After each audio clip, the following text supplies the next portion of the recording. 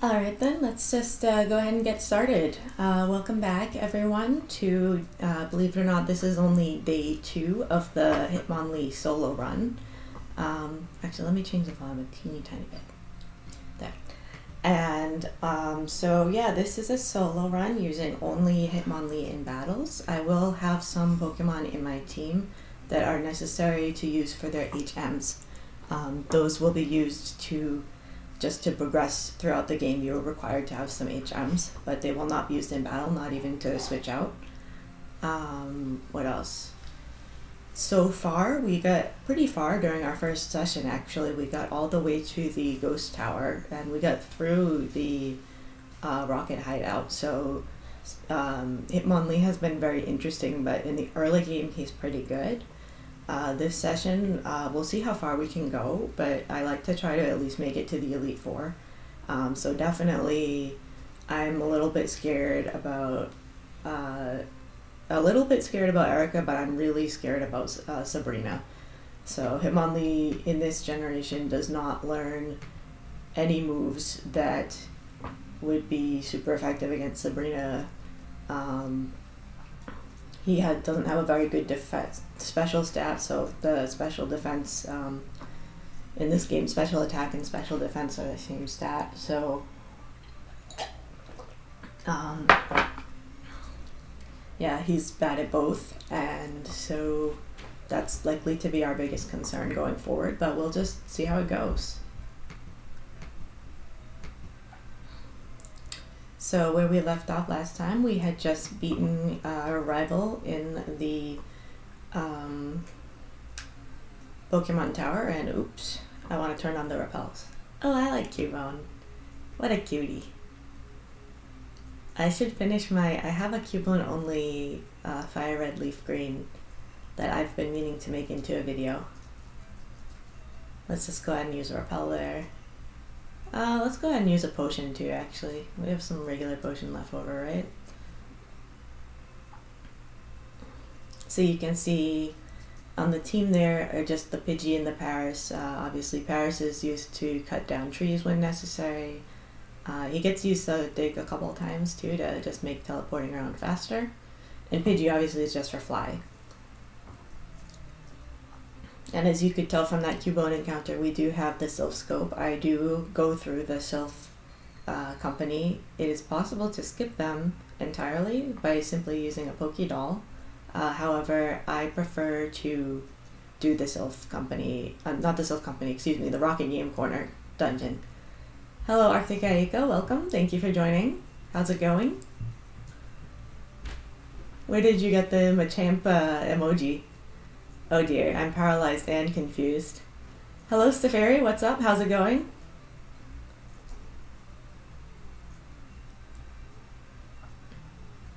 I had the same question. Look at this. I'm going to pass out on this first. Oh my gosh. Lee. The audio is a little staticky. Hold on, let me try. How about now?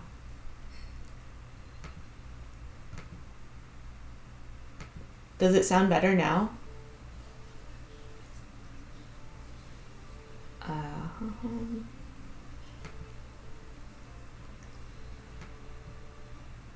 It's not raining. Is the static...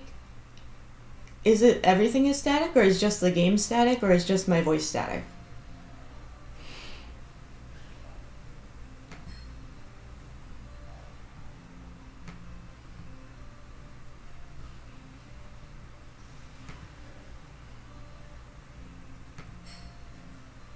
It sounds like rain in the background. Okay.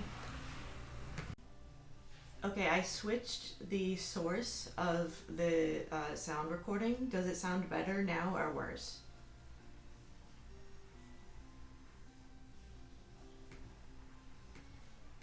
This sounds better? Okay, that's great. Yeah, I mean, at some point, I guess I should get a microphone, but so far, I've been actually pleasantly surprised with how well the built-in microphone has been holding up, but apparently this, I'm using an external monitor, which is why you can see from my screen, like, I'm not looking directly at the camera. It's because I use the external monitor. And, alright, let's try to not die this time. And, right, so I just noticed that the external monitor also has a microphone in it.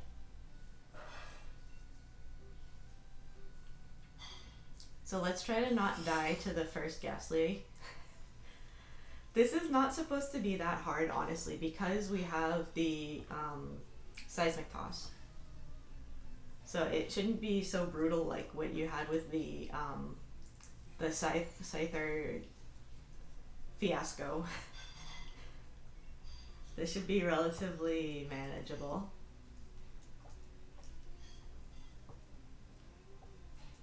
Yeah, I guess the unfortunate second side of that is my seismic toss hits him, but his nightshade hits me as well. So there is that.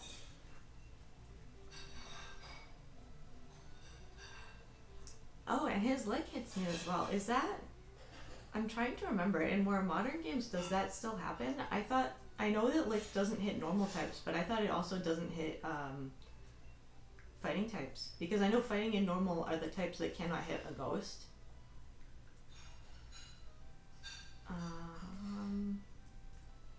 Let me see how I go through here.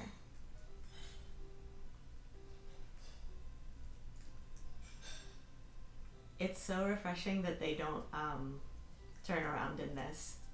I was playing Pokemon Crystal the other day, and it's so much harder to avoid trainers because you have to or not Crystal, what was I playing? Soul Silver.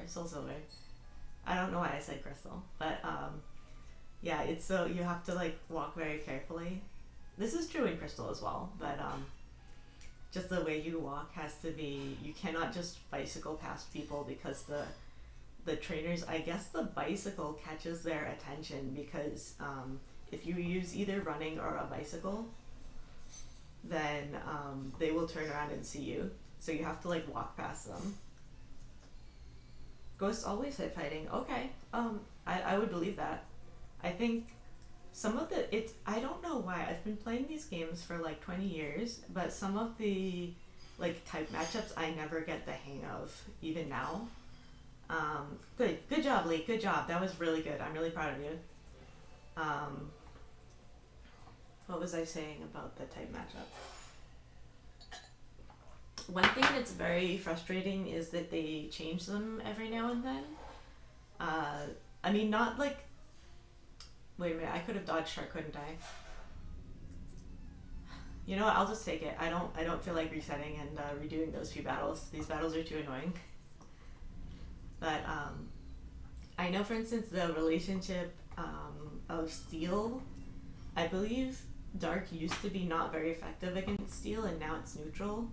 There's weird things like that they just changed at one point, and one big problem is that I think because I played these games first, a lot of the mechanics from these games are kind of burned into my memory. I still have a bias where I think poison types are terrible because in these games they were terrible. Now they've figured out how to balance the game a bit better and they're not as problematic, but in my mind when I see a poison type I'm still oh, this is a garbage Pokemon. You would never want to use a poison type Pokemon. Who says be gone intruders? Does the Marowak say that? Because if so, that's pretty interesting, right? There's only a few cases of Pokemon that can speak. So that makes this Marowak pretty special.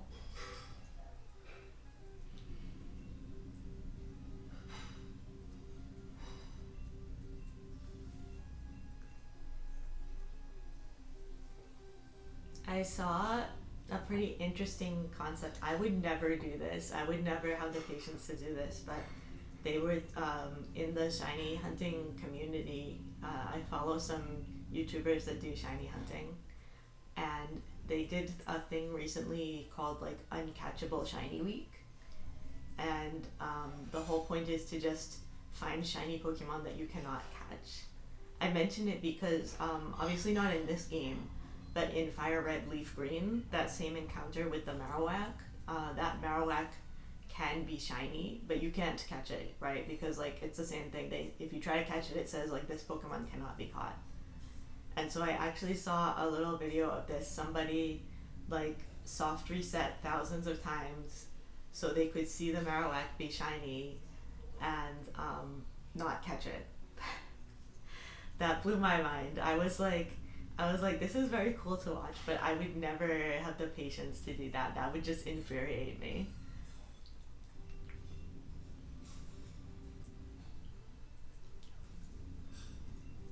And the really funny thing is, I guess it doesn't even sparkle, because the way the Marowak appears in that battle is a little bit different from normal Pokemon encounters, right? It starts out looking like a ghost, and then it flips to the image of the Marowak.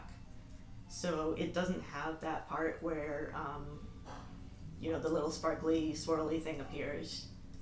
So not only did they spend hours and hours to find a shiny Pokemon that they cannot catch, but it doesn't even sparkle. It's just a different color. And that was when I was like, I think there are things I could never bring myself to do, and that's definitely one of them.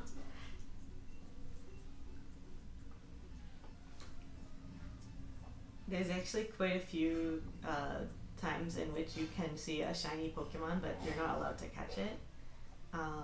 For instance, in the Hoenn games, Ruby, Sapphire, Emerald, part of the game is you have the rival that's like that weak little kid, right? Wally. And part of the game is you show Wally how to catch a Pokemon, and like that's the Pokemon catching tutorial in that game. And so Wally gets a Ralts, which is really lucky, by the way. Like on that route, I think it's like a 2% encounter or something, maybe 5%, but it's I think it's 2% or 1%. It's very unlikely to find a Ralts on that route, and Wally just happens to get a Ralts. But so that's like the catching tutorial in that generation. Like they show you, they actually show Wally catching it, but the game teaches you how to catch a Pokemon by showing Wally. He borrows a Zigzagoon from your in-game father and then attacks the Ralts one time and throws a Pokeball. So that actually makes it quite the improvement on previous generations, where they demonstrated how to throw a Pokeball, but they did not demonstrate how to weaken the Pokemon before. Or like they just tell you should weaken it first, but they don't show it. But in this game, they show it. And it is possible for that Ralts to be shiny. I think when they remade the games, like for Omega Ruby, Alpha Sapphire, I'm like pretty sure they removed that function. So I guess technically I should be using double kick on normal types, but it kind of doesn't matter. So they removed that function, so that can't happen now. But it could in the original games. Like the game just generates a random Ralts. Another thing that's possible to happen, but very, very, very unlikely, is that Wally can knock out the Ralts that he's supposed to capture. For it to happen, though, it's like the game generates the Zigzagoon and the Ralts, and you have to get a Zigzagoon with a increased attack nature and like maximum IVs in attack, and you have to have a Ralts with like a decreasing defense nature and minimum IVs in defense, and then the Zigzagoon has to hit 2 critical hits in a row. So it's extremely unlikely that combination of factors would happen, but it is possible. So it's kind of funny because, thanks for the Pokeflute, by the way. I didn't really narrate this part because it's kind of straightforward. We've done this a few times now. You get the Pokeflute from the nice old man. Thank you, Mr. Fuji. I actually have to check and see which badges do I have. So I didn't do Erica yet. I could do Erica next, or Koga. Sabrina, I really want to do later. Actually, I think I can just fly. I'll try Erica first. Let's just see how Erica goes.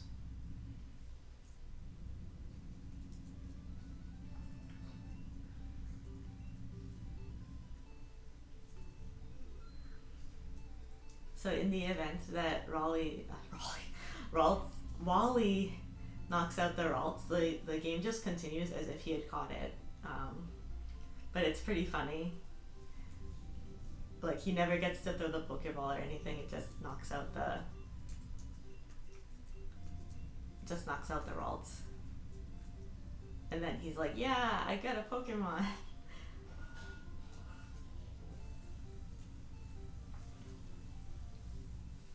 There is, of course, the paradox to begin with, where why...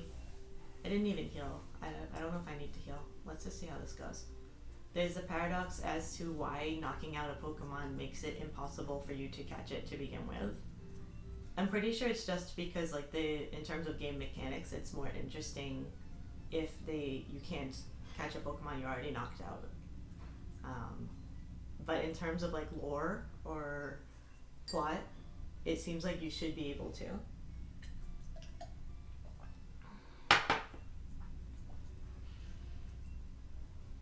Yeah, I probably want to heal actually before Arca.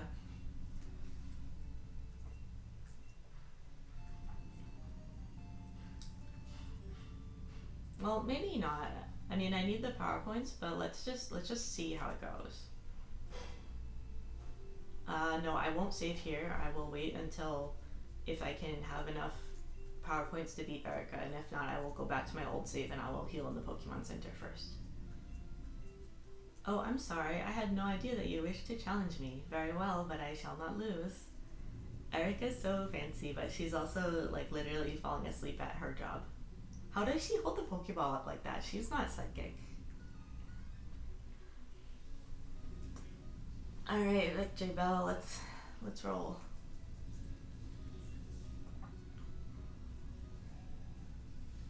This is gonna be brutal.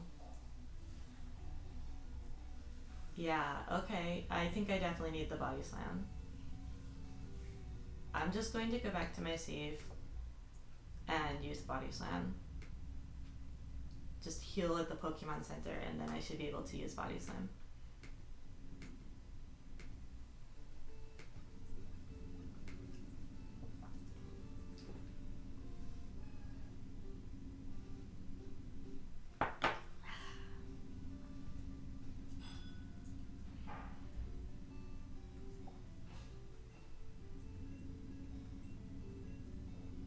Another way you can see a shiny Pokemon that you can't catch is if you're trying to get a shiny starter Pokemon in Gen 3. Because you see whether or not your Pokemon is shiny during the little sequence at the beginning where the professor is under attack and you have to help save him. And so when you see if your starter is shiny or not, the Poochyena or Zigzagoon that is attacking the professor that you battle with your starter Pokemon, that Pokemon can also be shiny. But obviously it's the very first battle of the game, so you cannot catch it.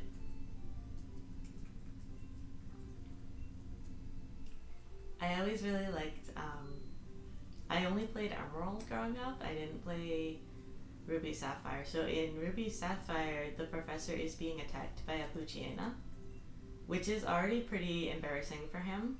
Like, it's a level 2 Poochyena and your job is Pokemon Professor. You should be able to handle this. But in Emerald, he's being attacked by a Zigzagoon, which I just find hilarious. Like, how are you being terrorized by a level 2 Zigzagoon? What are you doing? It just cracks me up.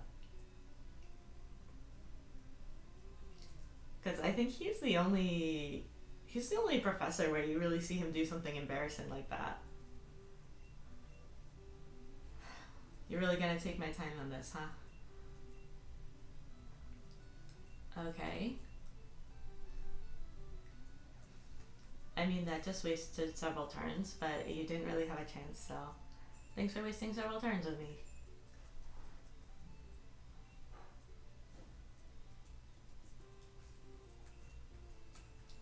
Okay, so that Victory Bell's Razor Leaf is pretty deadly. So I think I need to knock it out as quickly as possible. Hello RQIM, welcome. Thank you for joining us. Welcome back. How's it going? We are just here cleaning up some more gym leaders. So as I was saying, that Victory Bell's Razor Leaf will basically always be a critical hit because it has an increased chance to be a critical hit to begin with, and then on top of that, nice. Oh, okay, perfect. That is exactly the best thing that could happen. On top of having the critical hit chance, it's also a very fast Pokemon, and the critical hits are based on speed. I think. Do I want to bother the meditate? Oh, look who it is! It's my cat! You coming to say hello? Are you coming to say hello? Hey. Oh no. Okay, you wanna come say hello to the world? Let's say hello. Hello world. Look at that. Look who's a friendly kitty. Whoa. Okay, you wanna go down? You can go down. Oh, he loves to say hello to the chat. Oh goodness.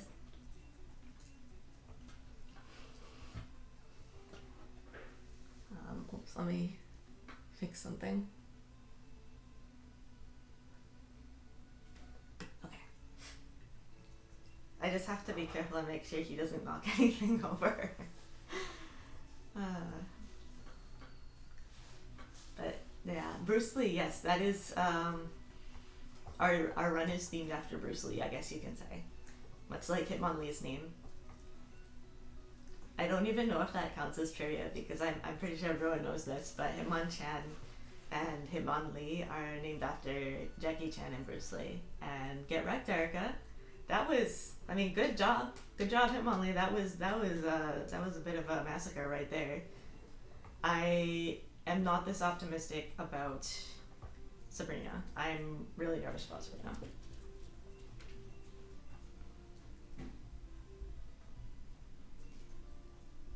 Yeah, minimal battles. So basically, I don't fight wild Pokemon, and I try to fight as few trainers as possible. Somebody has calculated what the minimum battles is, and it's like 50 something. It is possible with certain Pokemon to literally only do every battle that you're like required to do. So like only gym leaders, the rival, and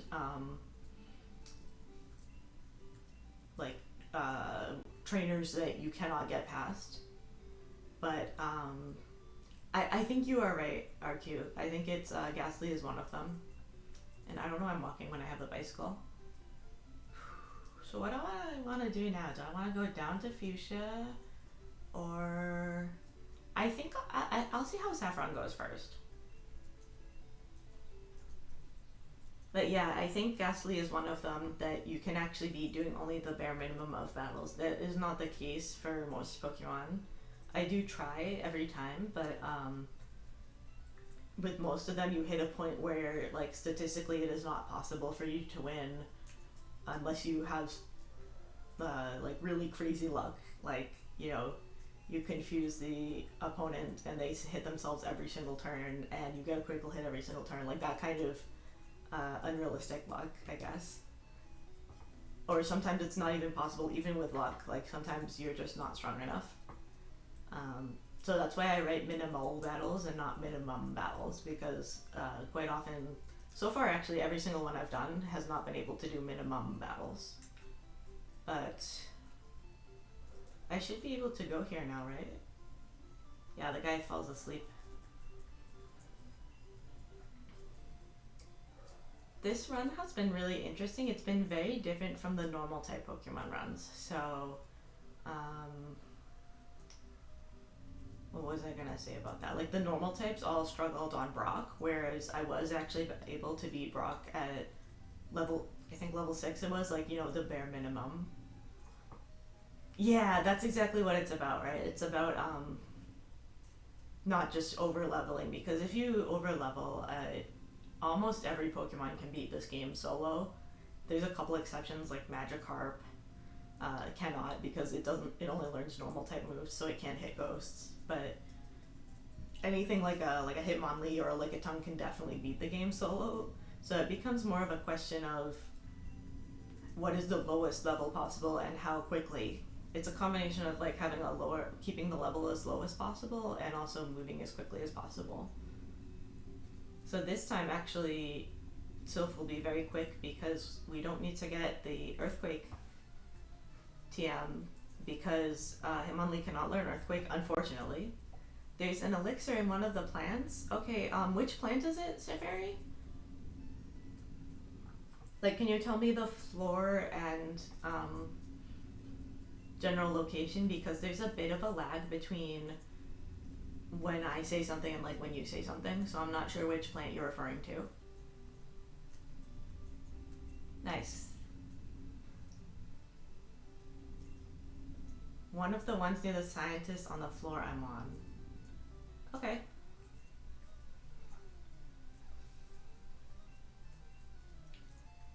I do want to be careful anyways because I always like, not always, but I sometimes bump into that scientist and he is not a necessary battle, so we're just gonna try and skip past him.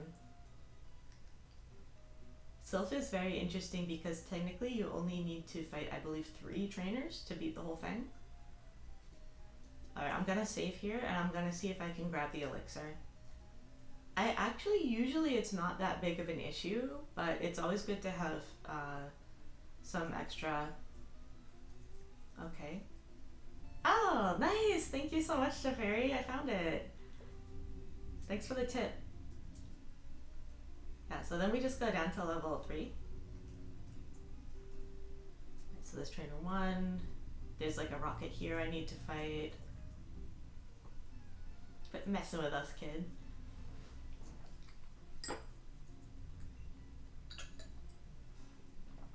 It's interesting that it's possible to get through this dungeon so quickly, because there's really a lot going on in here if you take the time. I believe there's like around 30 trainers? Definitely more than 20. I want to say there's like 30 trainers that you can battle in here, if you so choose. And there's things like, oh dear, that's super effective. Come on, come on!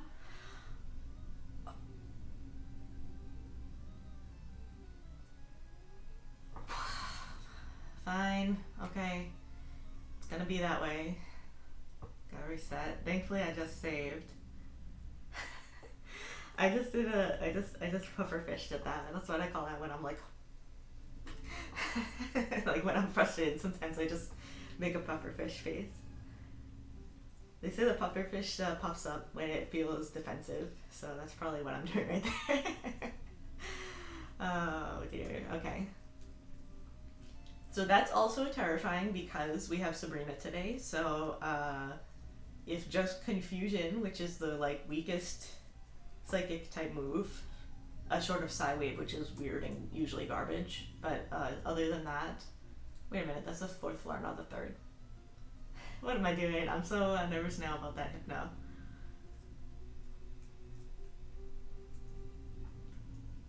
I will not quit messing with you, sir. I regret to inform you.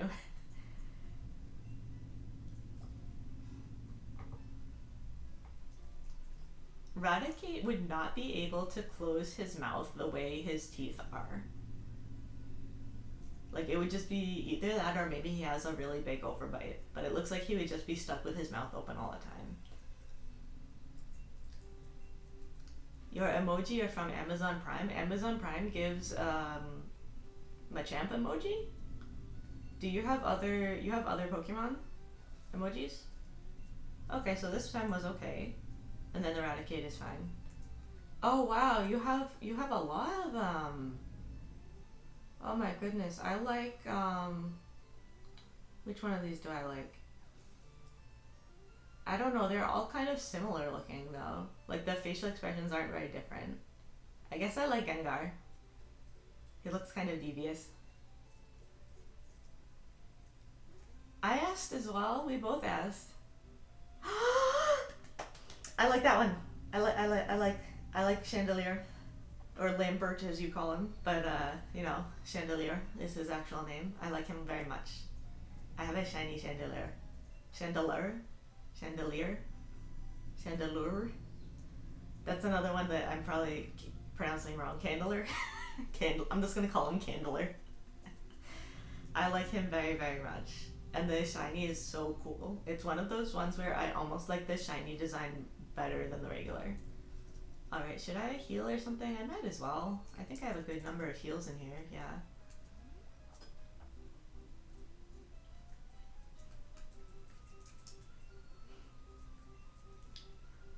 Croagunk just reminds me of that time in Pokemon Go where there was a special event Croagunk wearing a baseball cap facing backwards. And it was very much so that how do you do my fellow kids meme. Just like Croagunk showing up and trying to be one of the gang. I caught one and I nicknamed it like fellow kid. Alright Jackie, let's roll. So I think at this point the Pidgeot still has Sand Attack? Oh geez, that's gonna be super effective. It's just gonna use Wing Attack actually.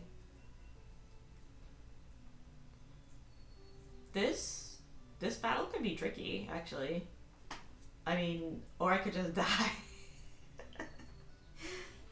Oh my goodness. Okay, alright, we got this. No biggie. No big deal. Everything is fine.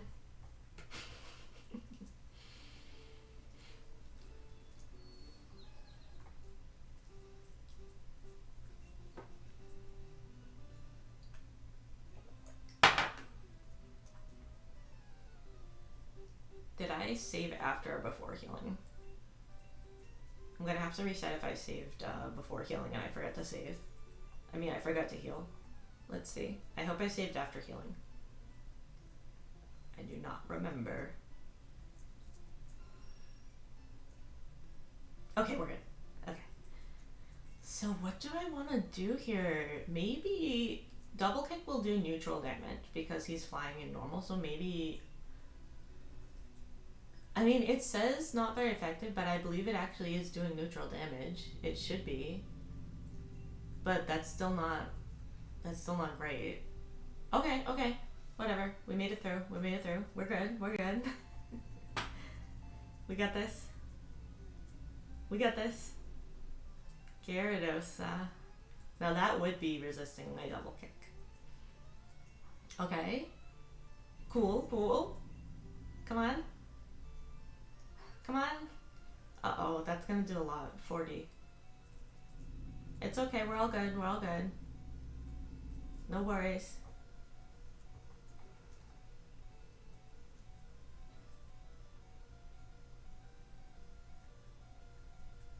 Actually,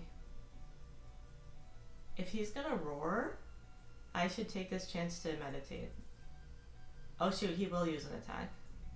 Ha, okay. Yeah, I have to think about when to meditate, when to use meditate. Because I can't just brute force my way through this one. I have to stat up a bit. Definitely, I have to just get through the Pidgeotto.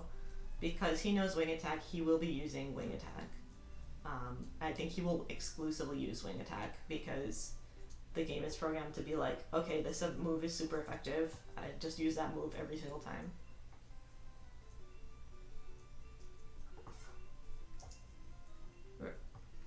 You shouldn't even be here, Rival. What are you doing in here? Are you helping Team Rocket? Are you fighting Team Rocket? Do you literally have no interest besides waiting for me to battle you?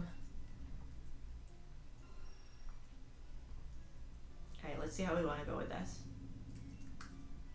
I think Body Slam seems to be doing more damage and it has that paralysis chance.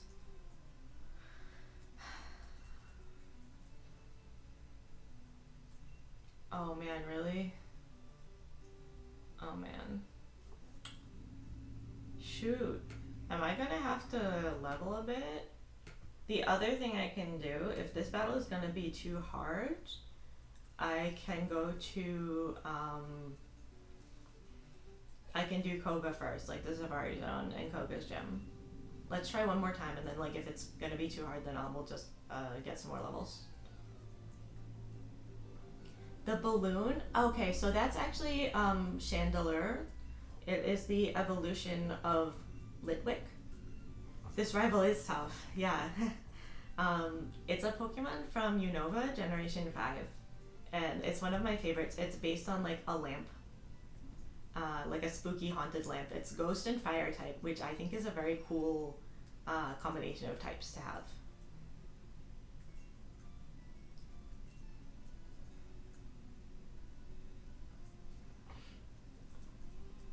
It's kind of hard to see from the little icon though how cool it is. The way you spell it is, geez, this is gonna be hard. CHANDELURE.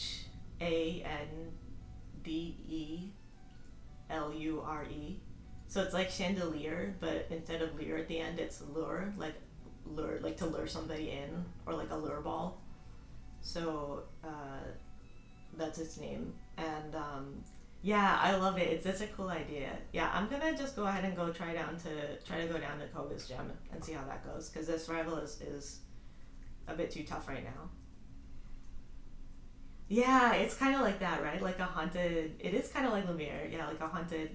He's more sinister than Lumiere though. Like Lumiere's kind of like friendly, and Chandelure is like an evil lamp.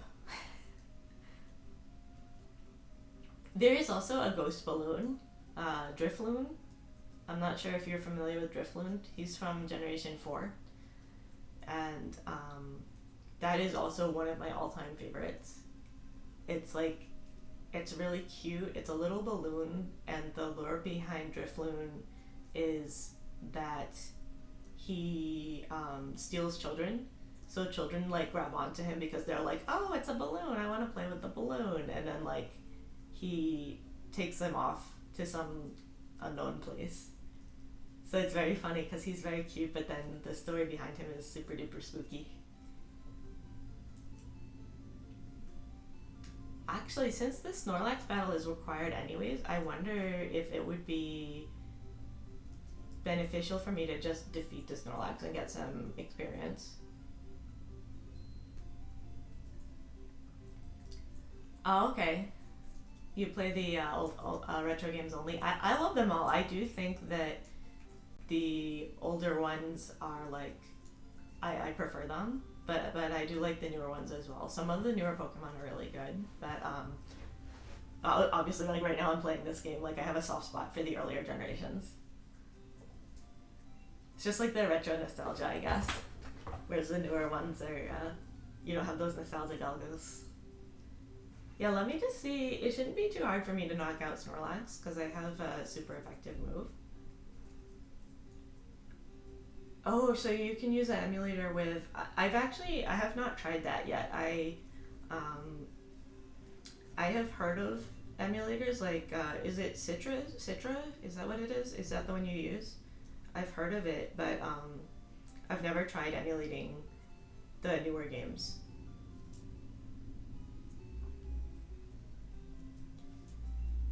Is it, like, does it... Shoot, that was very silly of me. I do not need to fight that guy. Does it work, like, is it pretty smooth? Like, does it take up a lot of, like, what's the word I'm looking for? Like, processing power on your computer, or...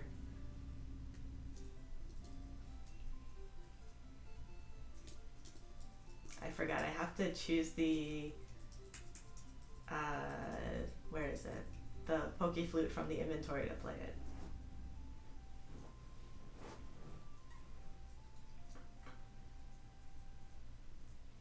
Nice, that's good. Yeah, that was my question. Like, how, like, does it work okay on a laptop? Because I know some of the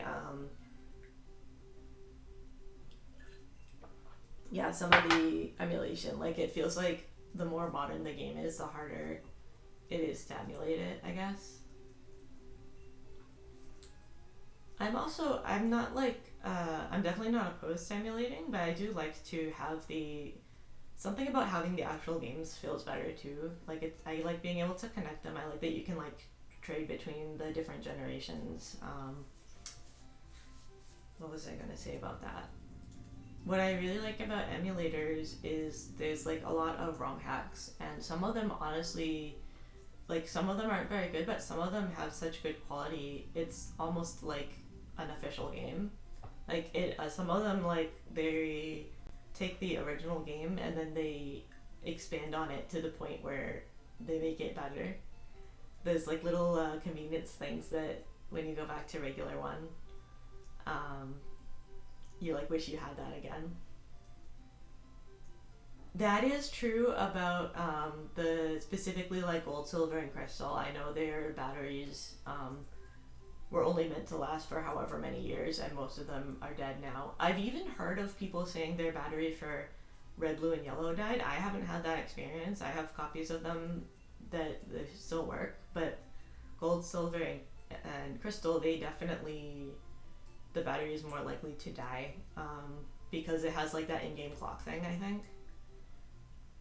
But you can replace it. I don't know how. I'm not really very technical, but I know that that I've heard of people saying like they took their old copy of like crystal and they put a new battery in it and it worked again. Because I guess it's like replacing a battery in a watch or any other thing like that. But I think you do need to have some sort of experience with the actual hardware of like, you know, opening a video game cartridge, and that's not really something I've done.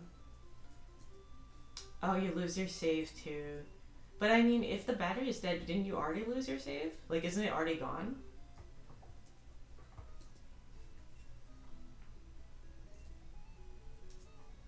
One thing I found very cool is, and I want to fact check on this because I'm not sure exactly how it works, but I found that the Nintendo 64 games batteries are supposed to be like really lasting really long. So what I ended up doing is I put them on Pokemon Stadium. Like I put all the Pokemon on Pokemon Stadium so that even if the cartridge's save file dies, we still have the Pokemon. But I'm not really sure how the battery in that works. I just read somewhere that basically it's almost like it would last forever. Like it will last a very, very long time. Computer backup. Do you do that? Do you know how to, like, I know of that, but that's another thing I've heard of but I haven't done. Like you can connect the actual cartridge to computer. Yeah, I would definitely say like the lowest tech option if you have like, of course, if you have like the pack, the transfer pack, and the N64 games, that definitely like putting them on Stadium is a pretty safe place to put them. Based on my somewhat limited research, that was what I found. Hello, Guitar Rocks, welcome back. Thank you for the welcome back. How's it going? How's it been? Yeah, last week I was not able to stream at all. I had some health problems, but I'm feeling a lot better this week, so I'm like really happy to get back into it.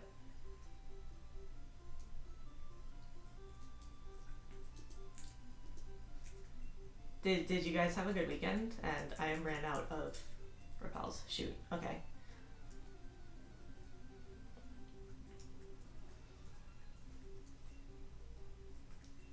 I need to buy more repels. I'm actually using a map right now. Like full disclosure, I have a few maps that I found on the internet that like speedrunners use, and I just reference those. But it is getting to the point where I'm starting to kind of like memorize them. Oops. No, I didn't want to do that. Oh no, my god, oh my god, no, no, no, no, no, no, no, no, no. Okay, good. I always do that on accident. Like, I have several Pokemon that I accidentally caught in the Safari Zone in other games where like I was trying to run away, but I accidentally clicked like use the ball. Oh shoot, no more room for items. What can I get rid of here? No, I need to hold on to that. HP up is good. I need at least 2 spots though. I can get rid of the awakening because Pokeflute is an awakening. It's like unlimited awakenings.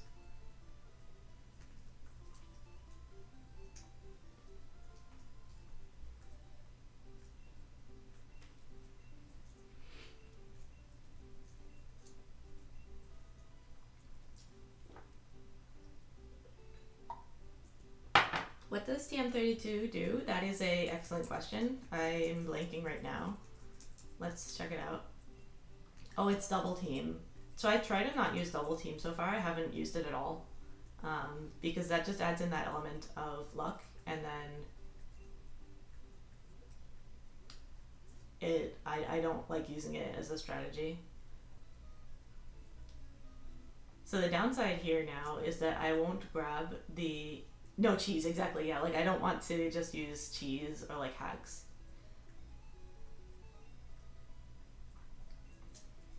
I like how in this setting, I'd never talked to the warden before, and I just give him the teeth. Like, I just walk into his house, he has no idea what's going on, and I'm like, here's your teeth, are you missing those? He must be so confused. But the downside, yeah, to doing this part before the rival is that I don't have the Lapras, so when I get strength, I can't immediately put it on my Pokemon. So I can't grab that one rare candy, which may or may not be useful later. I am definitely going to put some stuff in the PC now, though. You can hold so few items in these games. You know what, I will put these away too. I only need to take them back for the Elite Four, really. Definitely, like, HMs can go in the box.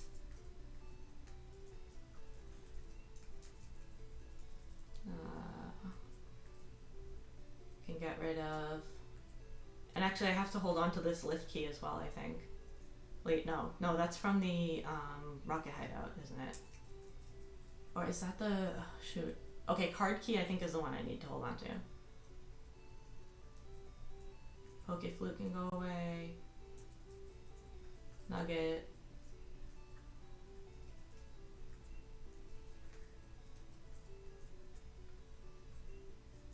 Actually, I might not need either key now that I've opened that door.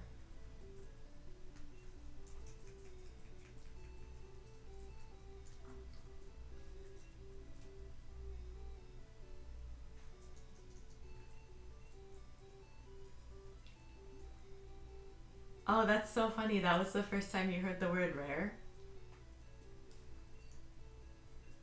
I mean, I guess there's not... I didn't want to talk to you. I wanted to talk to the nurse. Yeah, I guess there's it's not that common of a word. There's a lot of words I learned from Pokemon that, like, the problem is when you learn a word in writing only, sometimes you don't learn the pronunciation. So, like, I remember I learned the word facade from Pokemon, but I pronounced it fakeade because I'd never seen the word before, and I had no way of knowing that, you know, the C in it is pronounced like S. So I would say, like, fakeade.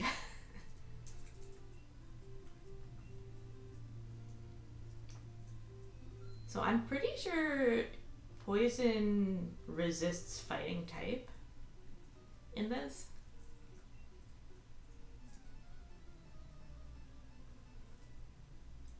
Oh, tough and though. Yeah, tough though and through. It's strange because it's like the same letters but pronounced totally different.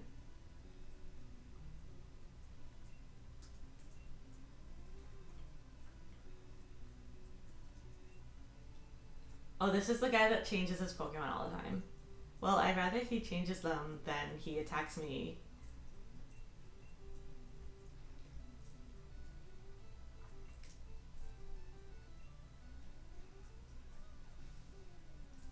I've heard so many stories of people that, like, they played the Pokemon games in English because, like, it didn't come out in their language.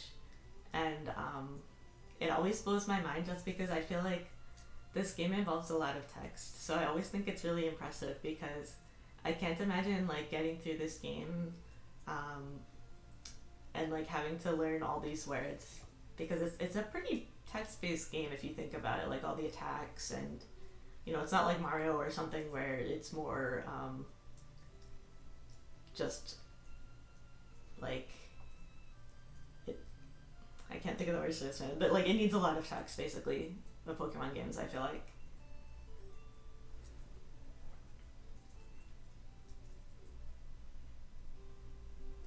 I can skip him.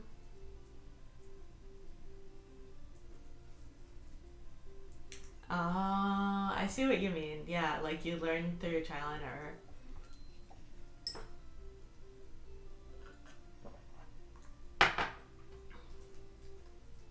What is really crazy to me is I was talking to somebody from Taiwan, and they said that they played the Japanese one when they were kids, but they didn't know Japanese, right? So like, not only could they not read it, but they couldn't even read the letters. You know what I mean? Because it wasn't Roman letters; it was like Japanese. And I'm just like, how do you even get through the game? Oh my gosh, like, especially stuff like the guard that needs water.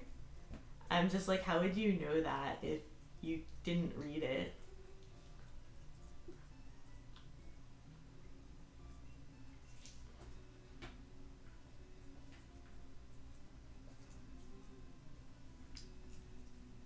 Shoot, I'm gonna die. Oh goodness. Okay. That's fine, that's fine, that's cool. I'm really afraid for Sabrina. It's going to be brutal. I mean, I guess it's in a good way, right? That because it probably helps you learn the language if you were learning the Latin alphabet at the same time.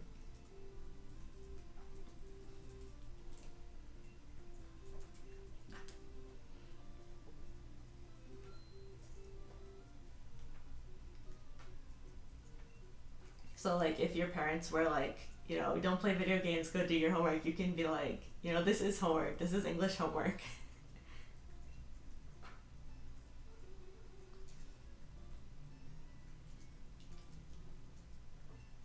It is definitely like, even for someone like me who's English was my first language. I also feel like I learned a lot of words from video games because they just use some words that you normally wouldn't use as often.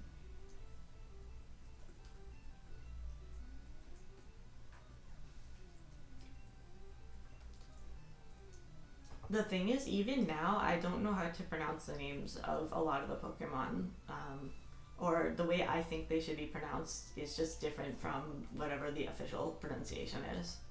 And I only started to realize that when Jump Kick. Okay, I'm going to check my learn set here and see. Let's look at Jump Kick. What does it do? Jump Kick has a power of 100. No, wait, in Generation 1, Jump Kick has a 70 base power. Yeah, I do want to learn Jump Kick. This is, it is more powerful than Double Kick, and the downside is very limited. So this is the one where if the move misses, you keep going and crash. However, something was bugged about how they calculated it. So in this generation, if I keep going and crash, it will only do 1 point of damage. Like it should do, the way that Jump Kick is meant to be is that it's a pretty powerful move.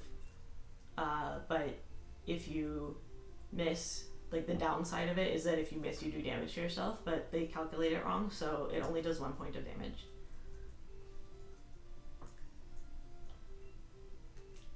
Did you see any new ones, Guitar Rocks? Like new Pokemon names that you didn't realize were pronounced differently? I feel like I keep seeing them. I think this weekend was in Pokemon Go. They had, I called it Snivy, but I guess it's Snivy. And I always thought it was Snivy. They had some event over Snivy. And I guess it makes sense because I guess it's like Snide plus Ivy. But I just always thought it was Snivy. I don't know why. What is the accuracy? I think it's very confusing because there's Jump Kick and there's High Jump Kick. So the accuracy is 95, but High Jump Kick is accuracy of 90. That's why I leave the list of the moves that can learn open, because especially in the case of Hitmonlee, when nearly all his moves just have the word kick in them, but it's slightly different. It's hard for me to memorize what they actually do, so I just have it for reference.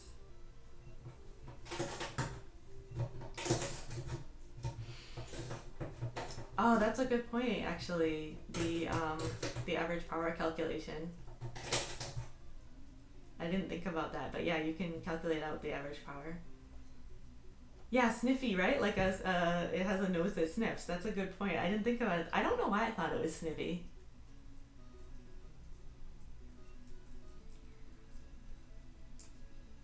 So I think they resist fighting. I'm pretty sure. But I mean, we were also talking about that was the last time that the Pokemon we were introduced in Japan before in America. Meow? What's wrong, kitty? You meowing?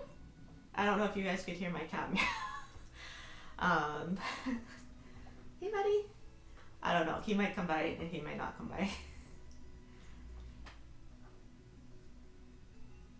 But right. So we saw what Snivy was supposed to look like before we actually got it in America.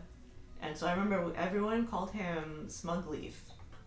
So in a way, I still think of him as Smugleaf. All right, I'm going to die here, so I'm just going to check and make sure that they resist fighting.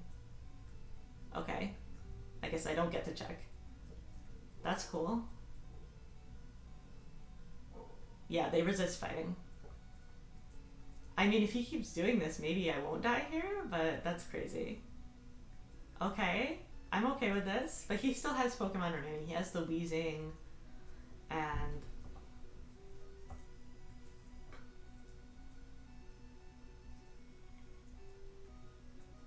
he has a Coughing and the Wheezing. I'm definitely dead. I mean, I think I'm definitely dead. But that is a good point about the average damage. That's also why I usually don't care to do the... Alright, yeah, I'm dead. Like just leveling up past problems, because it actually takes more levels than you would expect because of that reason, that like just a small change in power doesn't matter that much. But we're about an hour in. I think now's an excellent time for a rehydration and stretching break, so I'm gonna go do that. I'll be back in a brief moment. So see you all guys in a little bit.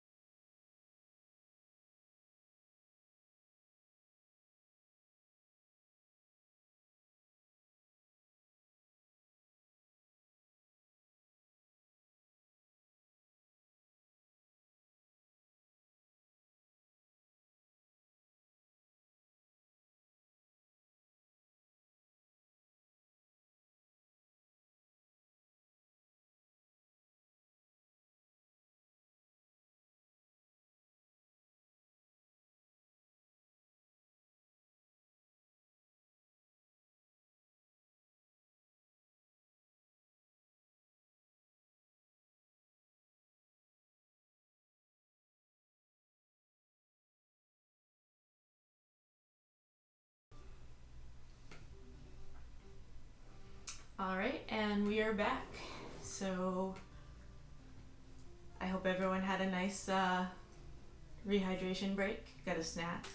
I got myself some little chocolates today.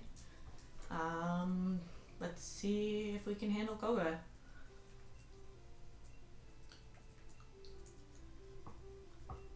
Koga, I mean, even with messing around, it got surprisingly close. Ooh, I do have the bot on, but I turned it to be much less frequent because before it was like every 5 minutes or something ridiculous. Now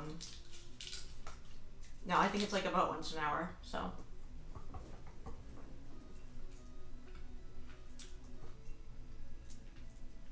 Shouldn't be too overbearing.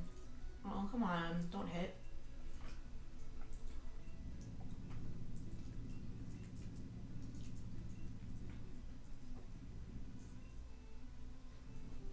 Yeah, I think if I just stat up here.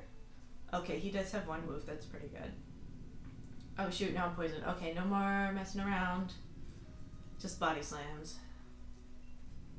Wow, really, even with all those stat ups, it still doesn't one hit KO. Even with the critical hit too.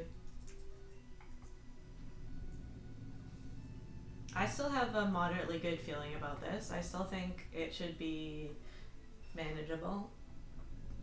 Alright, let's see. Wow, okay. But it did... Oh, you know what? You know what that is? That's because when it does the critical hit, it forgets my stat ups. So it's actually better if I don't get a critical hit. Silly Gen 1. No critical hit, please. Okay. Okay, cool, okay. I was really afraid that he was going to do a self-destruct because Koga's Weezing really likes to self-destruct. But here we are. Yes! Good! I'm very, very happy about this one. This was not, that was not bad at all. And now I have a couple more levels.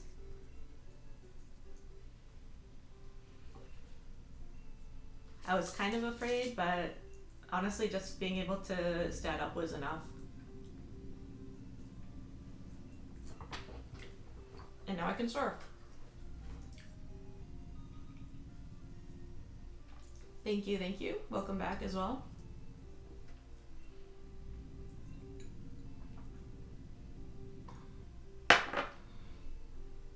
It is interesting to me that almost every Pokemon can use Toxic.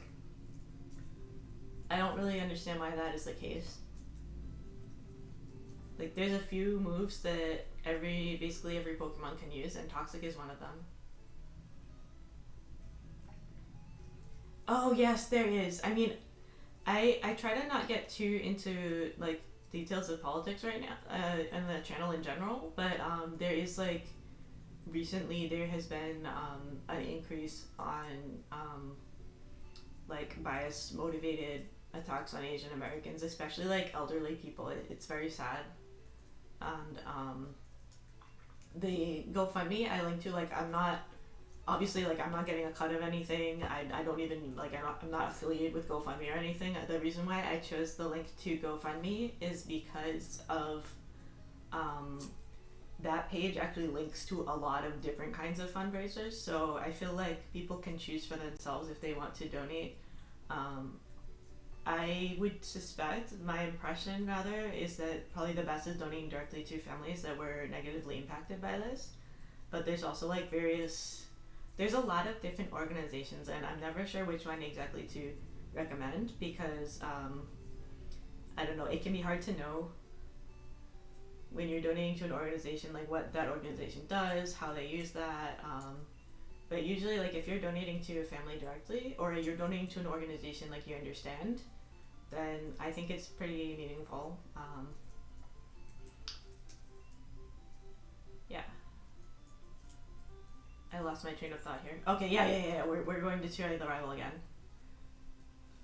I'll save down here, because, like, if the rival... No, you know what? I'll just save next to the rival, because I probably have to try it a few times. I'm hoping that I just got like a couple extra levels there at Koga, so I'm hoping that's enough.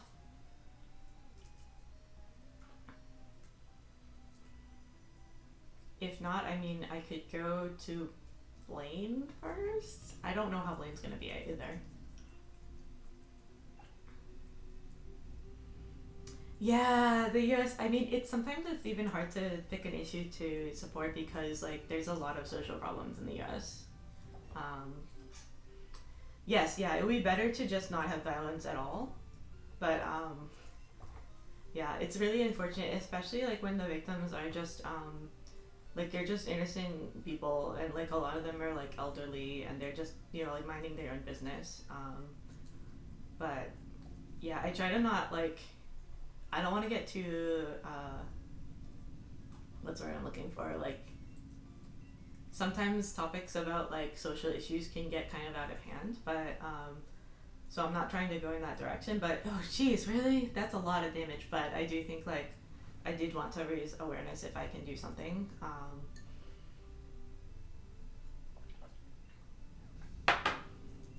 Yeah, that was a lot of damage. I mean, let's just see. I don't think I have time to stat up on Gyarados. I do not. That is gonna KO, guaranteed. The Dragon Range, if you guys don't know, it always does 40 points of damage.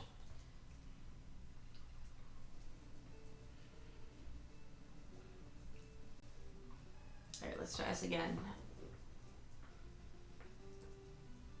That was really unlucky, yeah. But it is kind of like, how do I get past this Pidgeot? Because I can't stat up on him. I don't have time for that. But he can do a lot of damage with that wing attack. Chance of Gyarados using Dragon Rage. I can actually look up his moveset. Let's go, Jackie.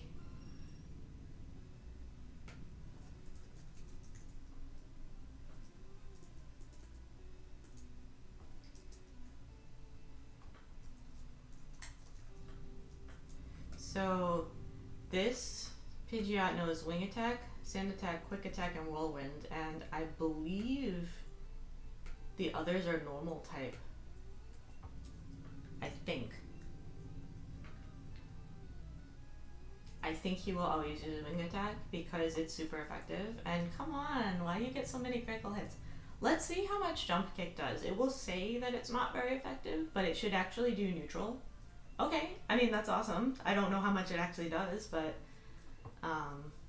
there's a weird like text glitch in this that if it is super effective against one of the two types and not very effective against the other, that it will sometimes say it's super effective when it's neutral, and then yeah, so Dragon Rage is gonna be pretty brutal, right? I guess it's not guaranteed because because he can use Lair. Let's see what else his Gyarados knows. Dragon Rage, Tackle, Bite, and Leer. So I don't know how he chooses, because he has Tackle and Bite, so I don't know. He doesn't have anything that's super effective against a fighting type, and he at least chooses between Dragon Rage and Leer. But I don't know if, I'm not sure. Do you think maybe he has a 1/4 chance to use Dragon Rage? Like, he should, right? He should use Tackle or Bite with an equal frequency, right? Because none of them are super effective, so his AI will not be biased towards using one of the moves over the other. Right, so then it should be... Well, Pidgeot I just have to get rid of first. And there's nothing I can do. Pidgeot will always use this wing attack. And apparently get a critical hit like 90% of the time. I mean, right? Like, I feel like the number of critical hits is extremely high today. I guess I also get critical hit though. It all evens out. So Let me see, maybe I can get a Lear. Oh, he has Hydro Pump, but that means that the Cerebi website is incorrect because the website did not say that he has Hydro Pump. Okay. Cerebi is usually considered a pretty reliable website, so... Oh, come on.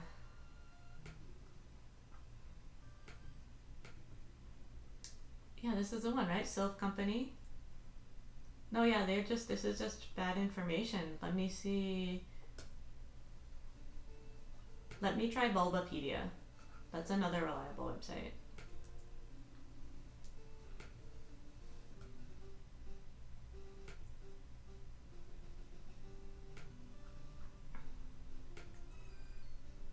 Fancy.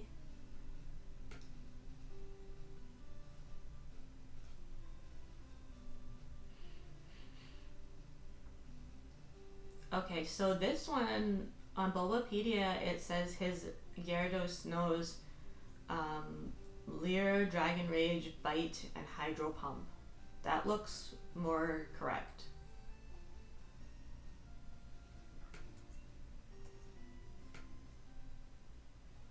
Right?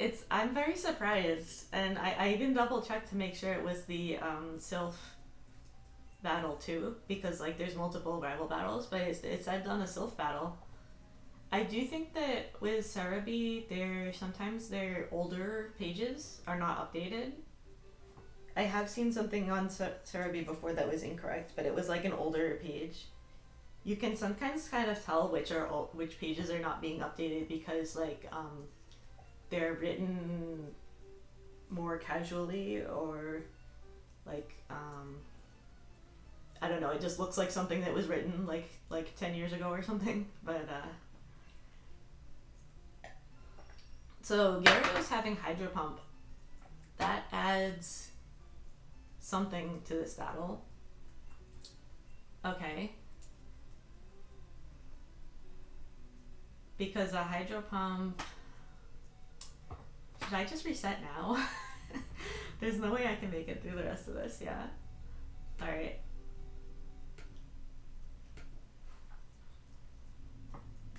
Because Hydro Pump has a pretty high chance of miss. It's like 1 in 3.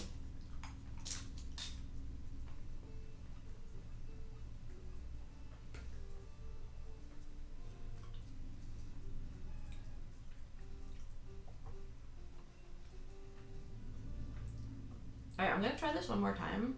And if it keeps being really impossible like this, then I guess I will...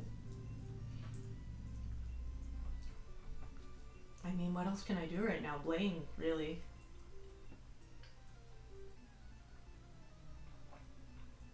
Yeah, so the starter is also a concern. I had him start with Bulbasaur because it resists fighting. Alright, let's try this again. Good job not missing. Good job with the critical hit, although even critical hit is not a one-hit KO. And of course he gets the critical hit too. Let's just see how things go. Maybe it'll be okay. Maybe he won't use Dragon Rage on his first move.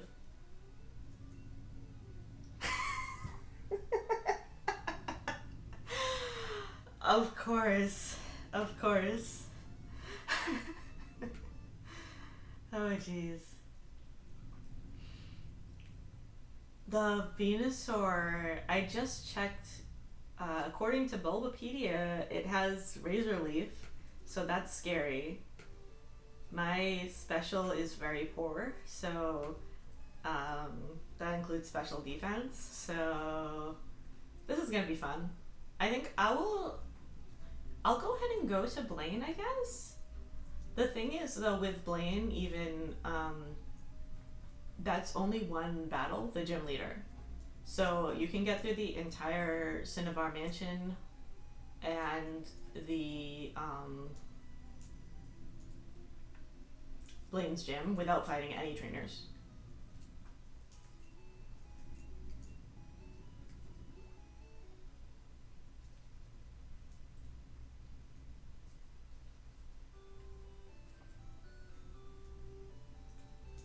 And of course there's always that option to... Oh shoot, you know what? I cannot get there because I need my surfing Pokemon. Okay, just kidding. I cannot go that way because I don't have the Lapras. I get the Lapras after I beat the rival. So I kind of just have the rival, huh? Let me... Yeah. Yeah, because middle of battle, I don't want to just catch something else. Let me see. So Sabrina, I believe I can't beat Sabrina until I get rid of Sylph, and Sabrina's gonna be scary anyways. I can't get to Blaine. Yeah, I have to see... I mean, I'll try one more time. I have to see if I can get past... It's really the rival's the only thing I can do right here. I mean, I can fight other... Well, I can't get... I have to get past the rival to get past Sylph, yeah. I mean, so if I just want to grind a couple levels, there's certainly enough trainers in Sylph to do that. I just... If I can, I want to keep the level as low as possible. But if it needs too many... If I need too much good luck to get past this, then I think I'll just go in a different direction. Alright. Jump kick.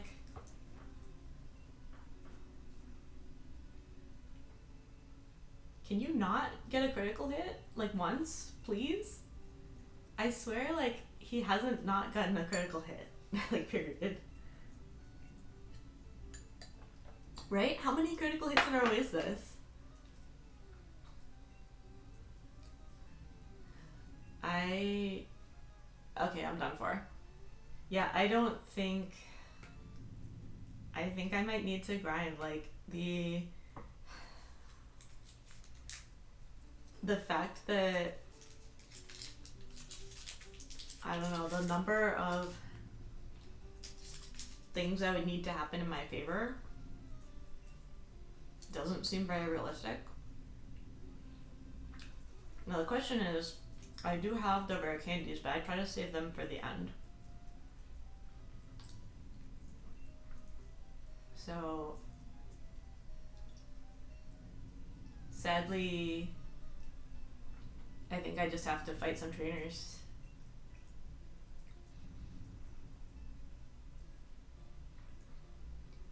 But the problem is, even with... We got the first turn crit, if you remember. Like, even if we get that, the problem is still the...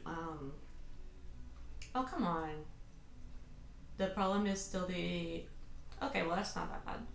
The problem is, it still doesn't one-hit KO. So at that point, like, getting a crit or not on the first attack doesn't matter. Unless it was a range, like, it's possible,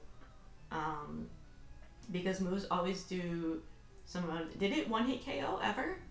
Did that happen and I missed it? Like, or I forgot about it?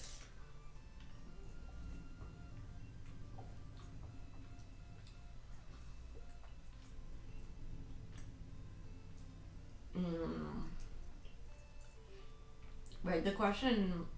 Body Slam definitely doesn't do enough. The question is that there was one time when I got the critical hit with Jump Kick, and it was like... Anybody else in here? I honestly don't know the rest of the layout of this place, so I'm just kind of wandering around now. The critical hit with Jump Kick left him with like one...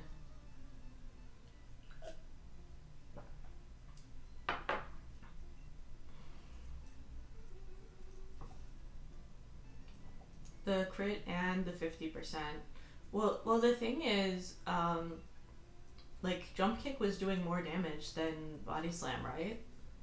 But even with a critical hit, it's not a one-hit KO, so...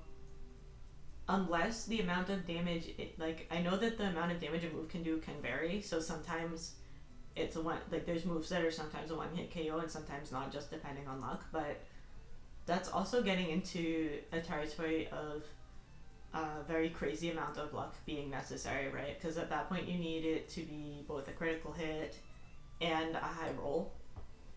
So, I don't know, I want to at least try getting like a couple levels maybe. I thought so at first too, but oh, here's the healing lady. That's good to know. I thought it was doing more damage too, but then when I actually used jump kick, it's because it says it's not very effective, but that's actually not the case. It's actually neutral damage because the Pidgeot is normal and flying type, so it does like it's weak. The normal side is weak and the flying side is resisting, so it becomes normal damage. Yeah, there's these guys that like there's this whole lore behind this Sylph company that I never see normally.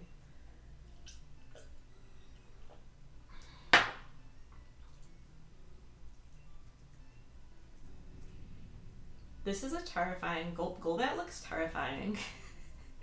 Like just the tongue and like the little drops of saliva. Oh my gosh. Okay, I'm level 40 now. That's cool.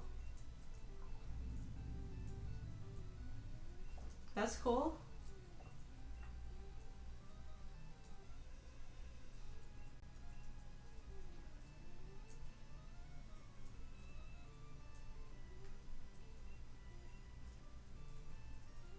Put away my Pokeflute, didn't I? Oh, come on. Oh, come on.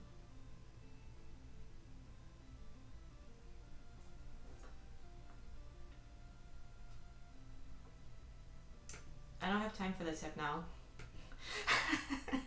I don't have time for your shit. I'm just gonna say it. This is PG-13 rated stream. I can say that. I don't have time for your shit. I mean, I don't think it would be faster to go elsewhere to level up though, right? Like where else would I be going to? I would just have to go to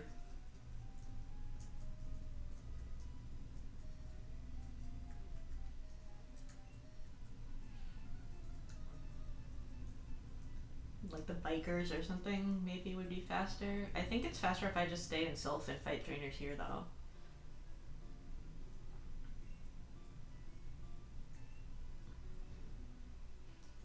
So I mean, level 39 is too low. Maybe I'll try at level 41 or 42.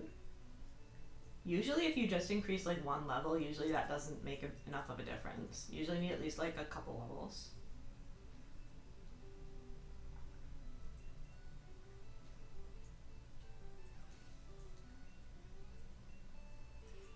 I do like the thing with these like scientists where they're kind of like double agents, like they work for Sylph, but they also work for Team Rocket. Sylph has really got to get their what do you call that? Like their corporate strategy managed a little bit better because like half of their employees are spies.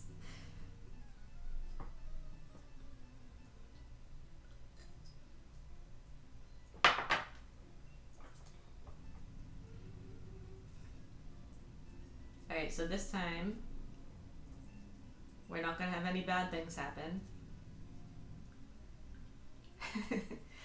They are the most evil of all. Like they're like double agents exactly. Okay, cool, cool.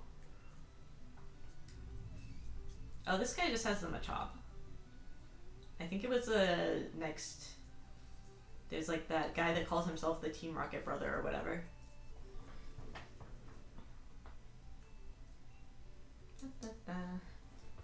Gah. I can go through here.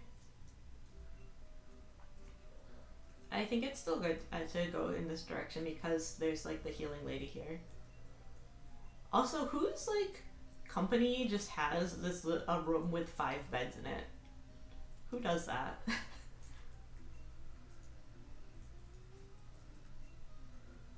Maybe this time I won't try to fight the Hypno guy because he's too risky. Because he was up that way, right? So, oh no, maybe it is this one. Is it the same one? Is this the same guy? Yeah, this is the Hypno guy. Okay. Well, let's just see how it goes. I just need to not fall asleep, and the chance of falling asleep is relatively low. I think the accuracy of hypnosis is only 55%. It shouldn't be too high.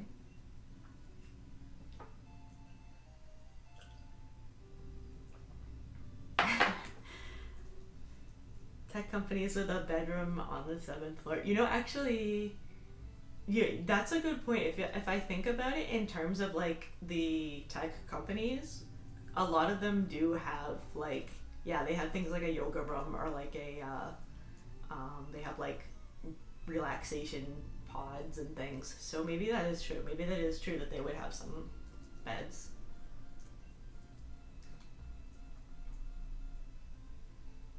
Okay, or he just doesn't use hypnosis. A lot of those tech companies are like that. Like they provide all these benefits, but really the purpose seems to just be to have you working 24/7. Like they provide dinner, but then that means you're working through dinner. Good job, Hypno. Good job, Hypno. Good job, Lee. He survived that headbutt very smoothly. Is there another one down here? Yeah, there's a scientist in here. It's also a little hard because some of the NPCs in this building are not. I'm pretty sure all the scientists are. But some of them are just like random sylph employees, so you can't fight them. Evil scientist. I think Voltorb should have the steel type. When they added the steel type to Magnemite and Magneton, I did not understand why they don't also add it to Voltorb. Because they both kind of have that feeling.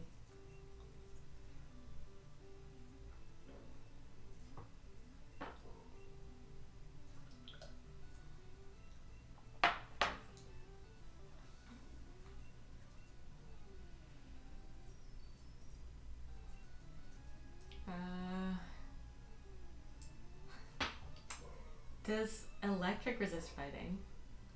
No, neutral, right? I know Magneton now is weak to fighting because it has a steel type now. That's the other reason why I still have a hard time memorizing the whole type chart. Is because like Pokemon change from generation to generation.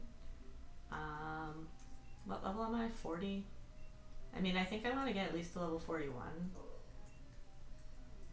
I think there's just item in here.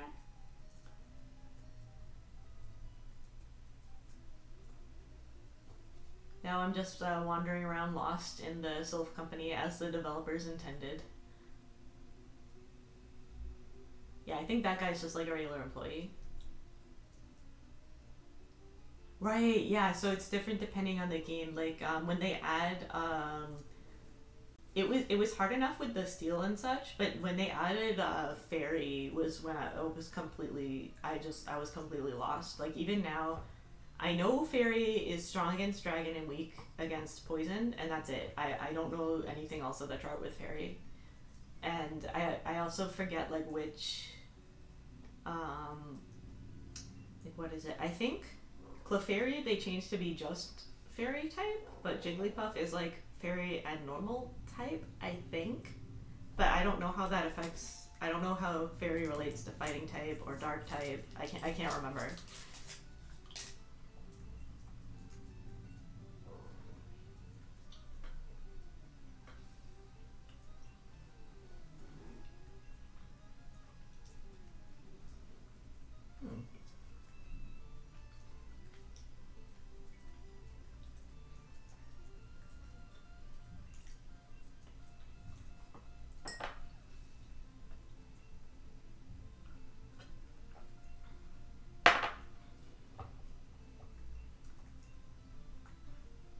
The other thing that always confuses me is after they add in the abilities, the fact that like there's a lot of Pokemon that levitate or whatever, so they don't get hit by the ground moves, right? Like Ghastly.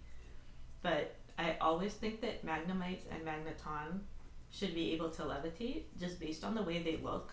They look to me like they're levitating. But it's like not only do they not levitate, they actually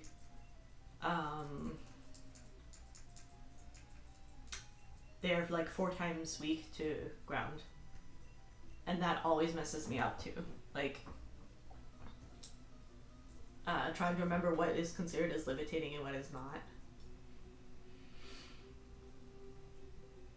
Like, I think, what is it? The electric fish one, Electros or whatever. I think that one has levitate too, even though like most fish look like they're levitating, but they do not in fact have levitate. Is this the right floor for the bed? It's not, but that's okay.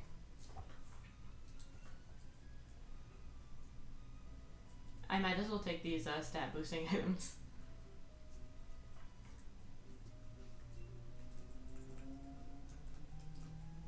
X accuracy could be useful at some point. I do like that in these games.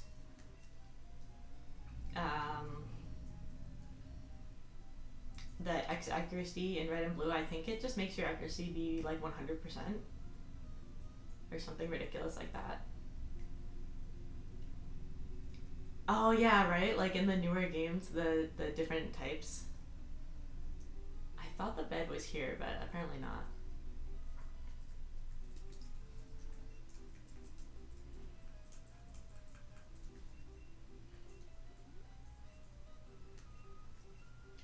How much actually should I just get to level 42?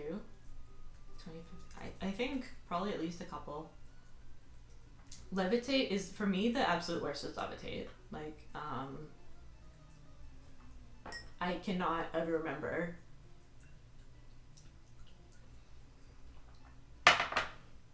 What else is there? Like, I think Latias and Latios levitate, but like, it's just really hard. I cannot just memorize who does or does not levitate because it's not based on. It's like very loosely based on reality, but then they just kind of a lot of them don't make sense. I feel like the only reason why they don't say a magneton can levitate is because otherwise magneton would be really, really powerful. Like, I feel like it's more about balancing and not making magneton be able to be even more powerful than it is. I don't feel like it's realistic to say that magneton is not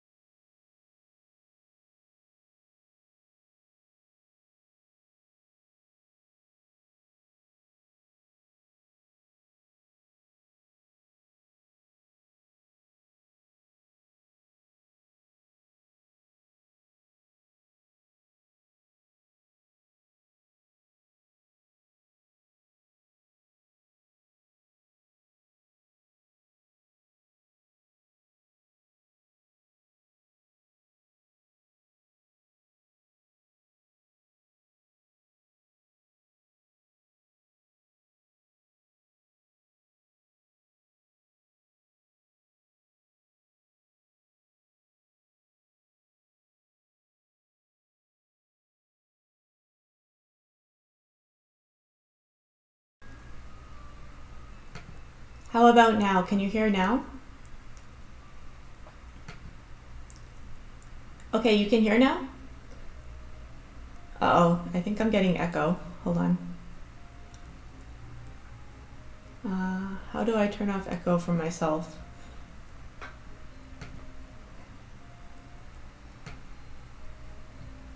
Hello?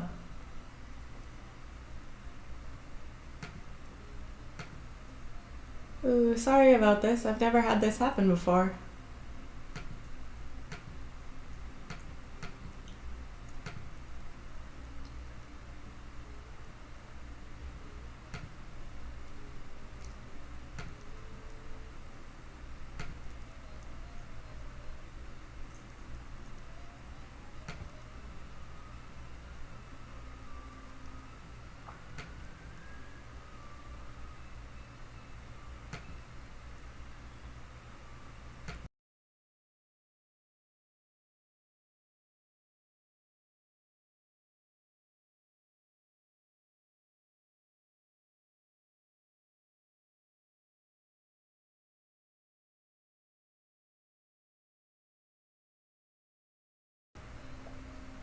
Hello? How about now? Okay, so you guys don't hear an echo. Is that right? Okay.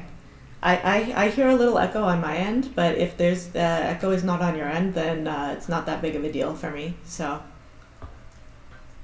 I will just roll with it.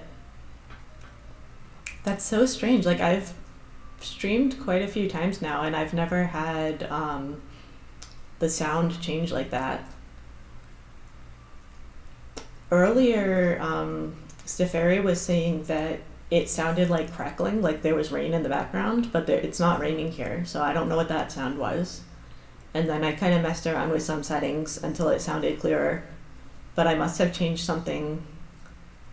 But then I don't know why it would suddenly go silent in the middle of a stream, you know what I mean? Like that is really weird.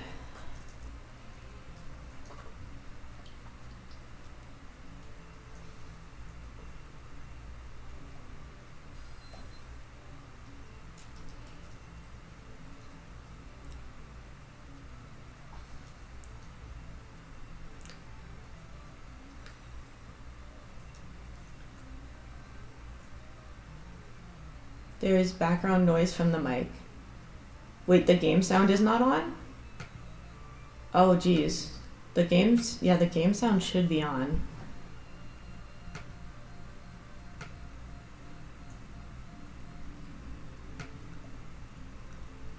Okay, it's quiet, okay.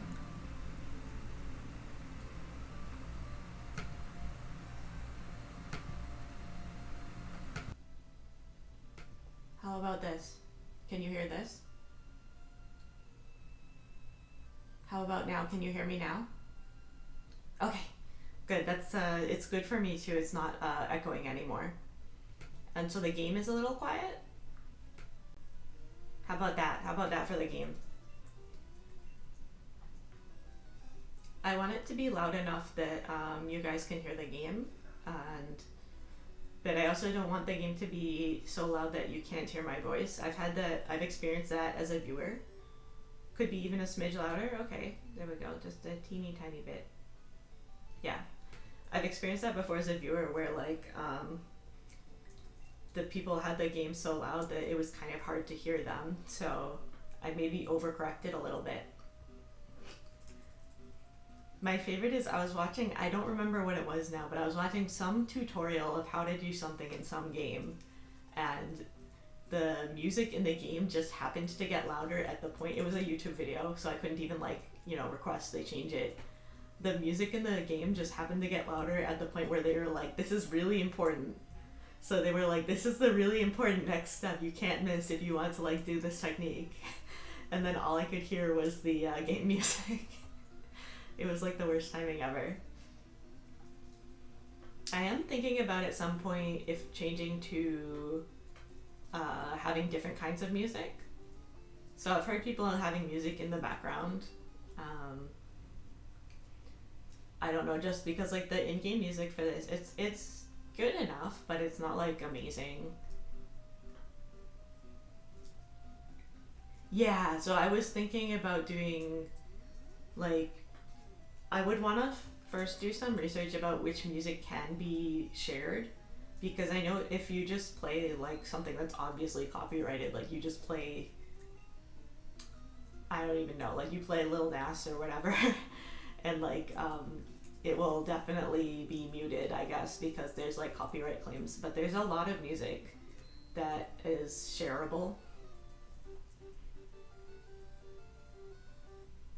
The cycling tune from the game. Yeah, so I was actually thinking about doing. There's a lot of really amazing like Pokemon remixes I found on YouTube, and some of them the creators say like it's okay to share this music, or they'll say like it's okay to share the music as long as you credit. So I was thinking I could maybe use like some remixes, and then just have either like the chat bot or have some way of crediting the creators of the music, and it would still be like thematic, but there's just it would be a little bit more, I don't know what's the word, like more modern music instead of like the little beeps and boops. There's some really, really talented people that remix video game music, especially like for Pokemon.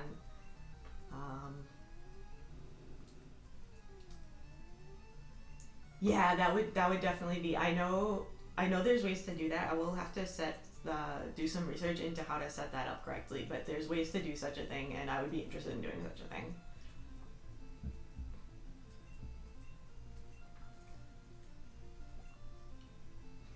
All right. I cannot hit another Dragon Rage, so let's just go. Oh shoot, no, that was wrong. That was wrong. Okay. Well, that was a silly mistake.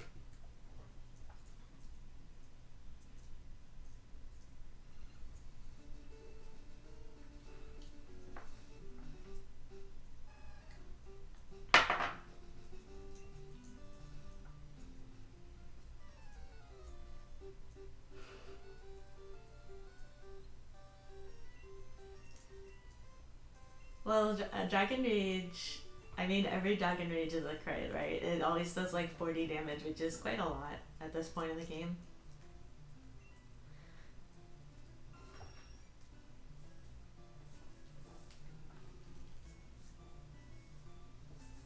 Because this is a Hitmonlee run, it's not a Hitmonchan run. So for this run, it's in honor of Bruce Lee. If I ever do a Hitmonchan run, then I would use Jackie Chan, but in this run, we're doing Bruce Lee.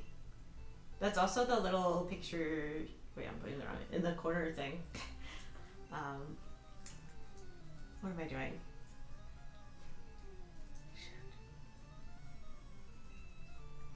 Please don't use Dragon Rage. I said please. I asked you nicely. Oh, why did I choose a Hitmonlee over Hitmonchan run? I'm trying to remember now. Because I know I definitely looked at the learn sets of Hitmonchan and Hitmonlee, and I thought Hitmonlee would be more interesting to mix it up.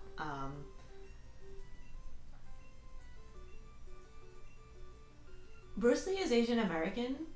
Well, isn't Jackie Chan also American at this point, or he's just Chinese?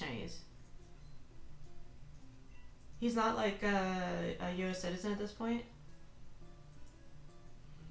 Either way, the Bruce Lee theme is also important.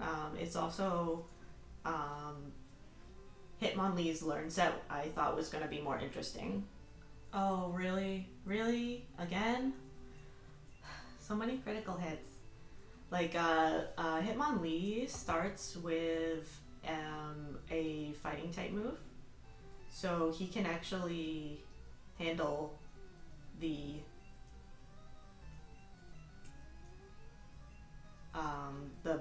battle with Brock. So far the other ones, I'm not gonna survive that. So far, the other ones I did were respectively Lickitung, I did Tauros, I did Kangaskhan, and I did Jinx. And all of those only have normal type moves in the beginning. Even Jinx, which kind of disappointed me. I thought Jinx might have something else, but she starts with normal type move. Double slap, I think. And so all of them struggle with Brock. And so I saw Hitmonlee starts with a fighting type move. And I just thought that would probably be very interesting because he wouldn't struggle with Brock, but he would struggle later in the run. And that so far that's been the case. Like in every other run I did, Sabrina was a total pushover, but like in this run, Sabrina's going to be the scariest trainer, scariest gym leader.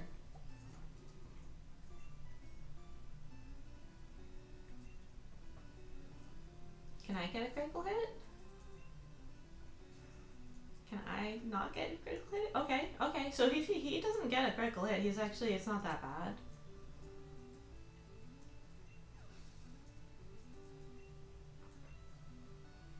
But yeah, honestly, a big part of it was just the typing and wanting to try something that would be a little bit different, and this very much so has satisfied what I was hoping for with that, where like this has been extremely different from the normal type Pokemon runs. And oh really? It's so close. Okay, okay, okay, that's good. Down he goes. Alright, things are looking okay. Level up is cool, although that erases my stat ups. When you level up, it like gets rid of your stat ups. When you level up mid-battle, I mean. Focus energy in this generation is broken, so it actually decreases your chance of critical hit. Let's meditate again. I don't know what he can do. How much damage will Ember do? Oh, that's not bad. That's not bad. Okay.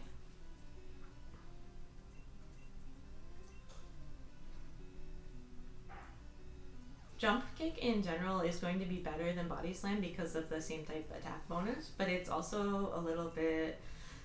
Okay, I attack first. It's a little bit scary. Okay, okay, okay, we're good. Well, the Venusaur. Alright, let's see. Come on, come on, come on. Yes! Yes! Yes, yes, yes, yes, yes! Oh man, because if I took one hit from that Venusaur, I would be so dead. Oh my goodness. Yes! I'm so happy. I was so freaking out. Like I didn't want to jinx myself or say anything, but I was really freaking out throughout that battle because I knew that that Venusaur, if that Venusaur get to do one Razor Leaf, I would be dead. Like it probably does more than half my damage with one Razor Leaf. I'm guessing. I'm not sure, but yeah. Okay, rival, so he leaves. He doesn't help us out with Team Rocket. Yeah, that was it. I think it ended up going really well. I'm really happy with how that battle ended.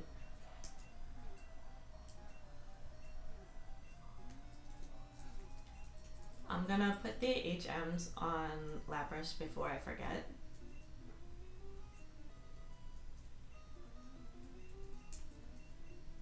It's very convenient that they just give you...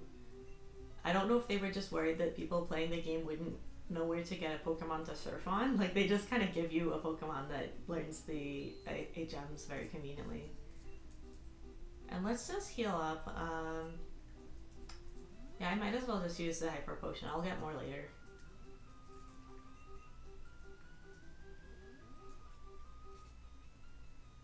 And I believe there's like one rocket down here. I mean, it's pretty cool. Lapras is a pretty good Pokemon. I do like Lapras quite a bit, but it's just very random. I'm actually thinking about when to do a Lapras only run. Like, I believe Lapras starts with a water type. I think it starts with Water Gun. So Lapras only would also be an interesting... It would not be similar to the other normal types or similar to the fighting type. So it's definitely... I'm definitely interested in seeing how Lapras does.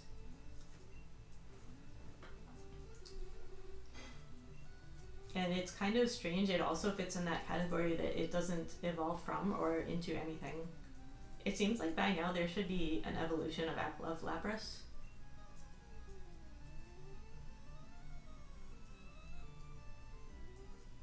Right? Like they designed it just to give you something that can use Surf and Strength. Down he goes. Alright, moving right along here. Maybe if I can be faster than Sabrina, maybe things will be okay.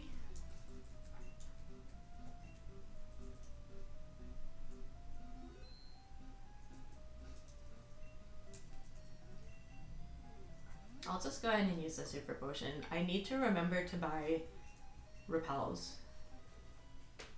Probably here in Saffron, because I will need them before I start surfing south of Palette.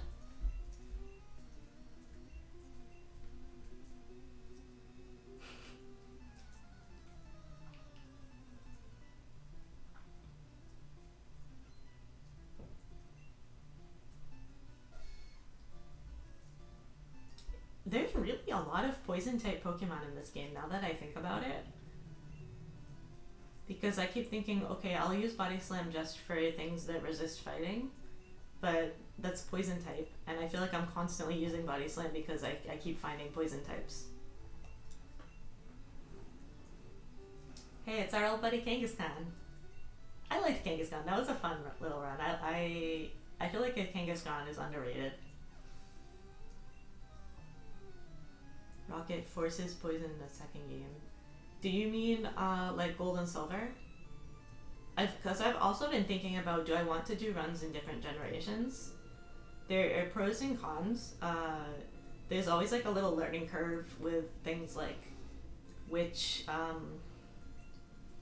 traders are unavoidable and which ones you can avoid. Like I feel like I've gotten much more so the hang of this so that I don't accidentally walk into trainers so I don't need to fight.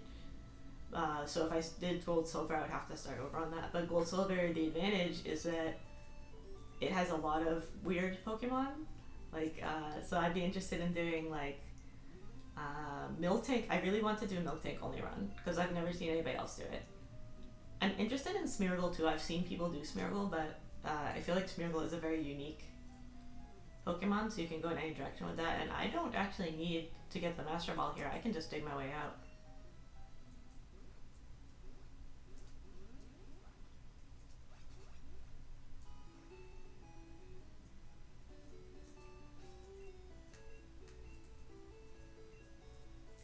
Yeah, I'm really interested in Miltank. Um, I really like Miltank. My favorite is Chansey, and I feel like there's some similarities between the two. Both of them have the only moves that you can use to heal your other Pokemon outside of battles. And okay, I gotta buy repels. That's what I was forgetting.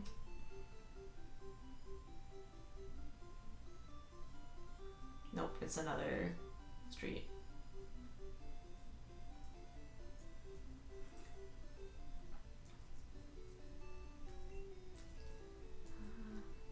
Oh, Max Repel, okay.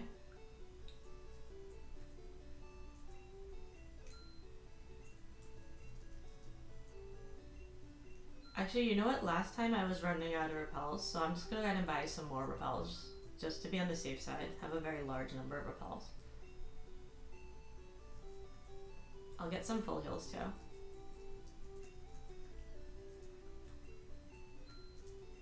I always end up with a lot of extra money at the end of these runs. Usually you don't need that many items. You don't need like Pokeballs at all, revives you don't use.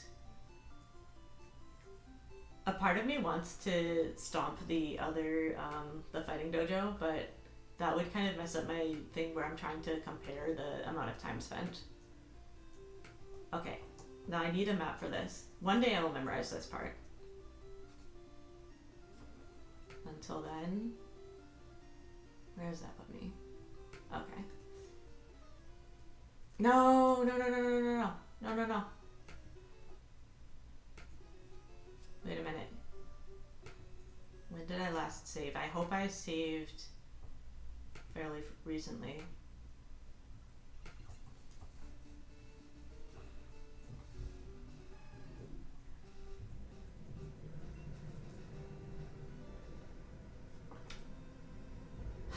Really? Well, I feel foolish. Thankfully, this was not this was a very much so a pushover battle, so it should be pretty fast to redo. And then I just need to actually remember to save. I do try to go for like not the real time spent, but the in-game time because I feel like that's a more accurate depiction of what the Pokemon itself is capable of, as opposed to just like my learning curve of figuring out like what order to do things in.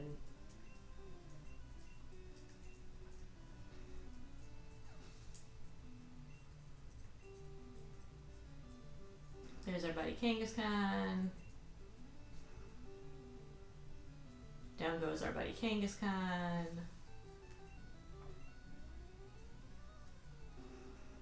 There's Rhyhorn.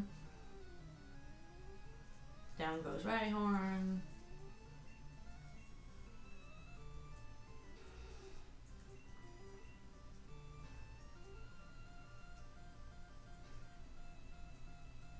Nidoqueen using Scratch. Nicely done. And down goes Nidoqueen. Yeah, now I feel a bit overpowered again. Or my level is a little bit high right now, but probably necessary for... That's true, yeah, it proves that that wasn't a fluke. Okay, RQ, have a good night. Thanks for stopping by and chatting. It was super fun.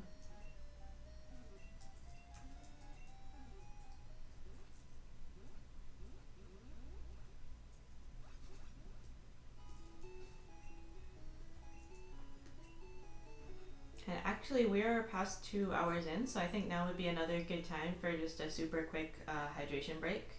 So yeah, I'll be back in a couple minutes. I suggest everyone get some water, do a stretch, and so on. See you in a bit.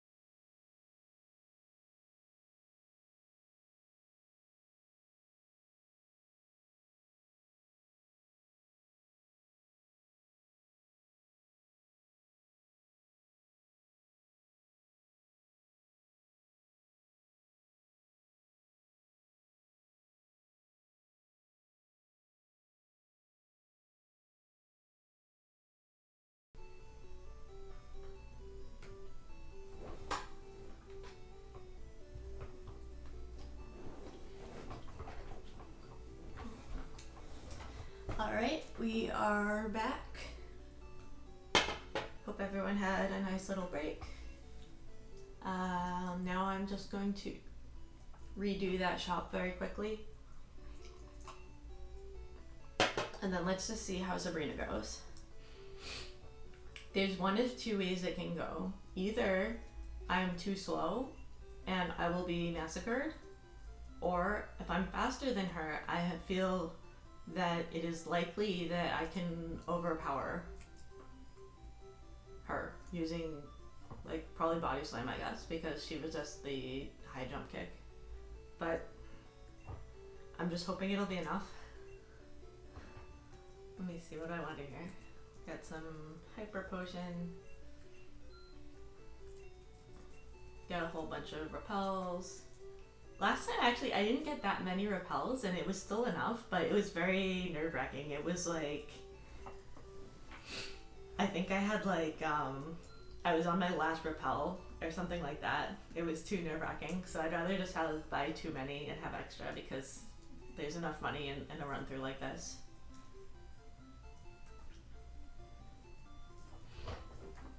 Alright. Just getting comfy, and I'm gonna check my map here so I can get my way to Sabrina. Let's see. Here. Here. Okay, actually save.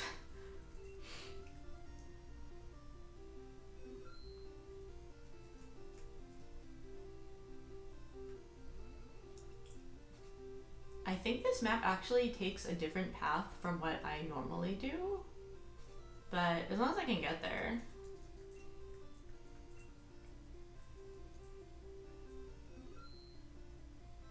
Alright, so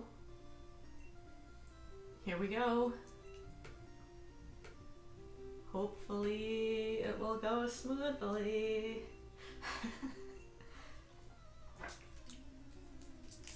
Have an emergency chocolate.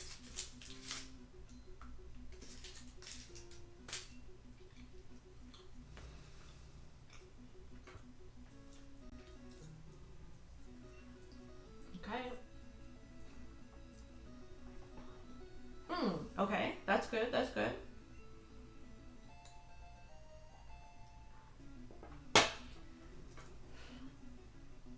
So I believe Mr. Mime doesn't have any good attacks. So I could... Let's just see if I can just do it just through brute force. Okay. That's fine.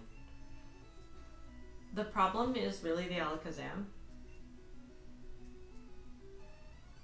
So Venomoth is part poison. I don't know why she has Venomoth. It's a strange choice. It's not like there was a shortage of psychic types. Like, she could have had... Wow. I didn't expect to survive something like that. Oh, confused?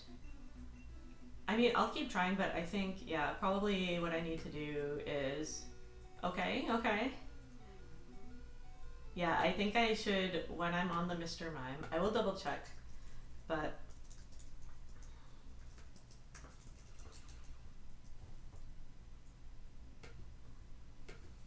I'm pretty sure that Mr. Mime doesn't... Alright, let's see. What is her team? Pokemon Red and Blue. Her Mr. Mime knows Confusion, Barrier, Light Screen, and Double Slap. So it does know Confusion, which is not ideal. However, it doesn't know anything stronger than Confusion. The Venomoth has Psybeam, which is the problem, and then the Alakazam also has Psybeam. Although strangely, the Kadabra has Psychic, but the Alakazam does not have Psychic. That's odd. Right? Like, there's no in-between here. Like, I cannot probably withstand a single hit from that Alakazam.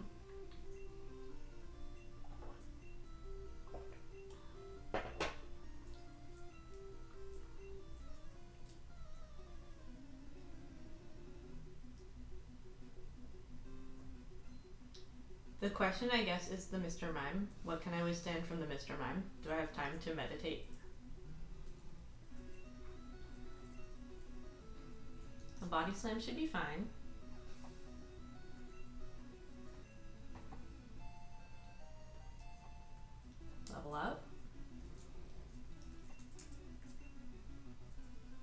gonna use confusion. Let's see how much that does. I start with 116 and oh. Okay. That's fine. That's from the Mr. Mime. That's not even from the Alakazam. That's confusion from the Mr. Mime. Okay. Come on. Yes! Nice. Okay, that's good. That one meditate made the difference. Now the Alakazam. Okay. Okay, I move first. And... yes! Oh yeah! Great hit! Oh yeah! Oh my gosh. I don't know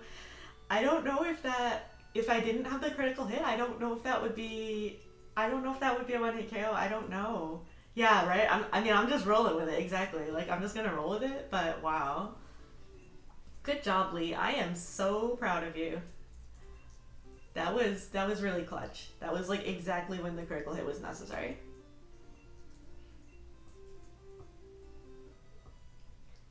Nicely done. Then Sabrina just gives me this garbage TM I will never use. I think I can dig out of here. No, I love bad puns. I'm all about the bad puns, so please keep them coming. Charizard is also happy.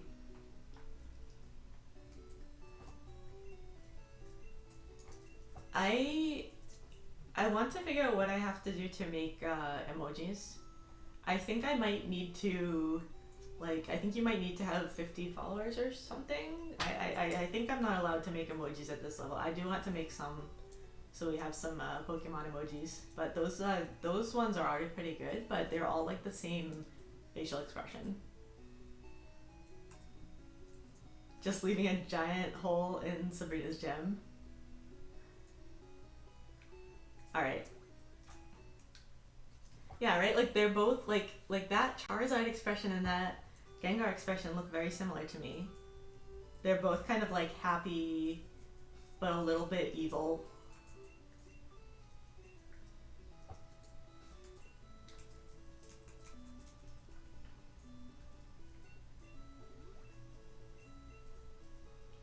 Pikachu. And they don't have Chansey, right? Like, they don't have... I mean, you have Chandelure, that's pretty good. Yeah, there's no Mama emoji. We need Mama, Lady Gaga, what did I name the Tauros? Fish the Tauros. Omnom, the starter of it all, the Lickitung. Fish the Beast.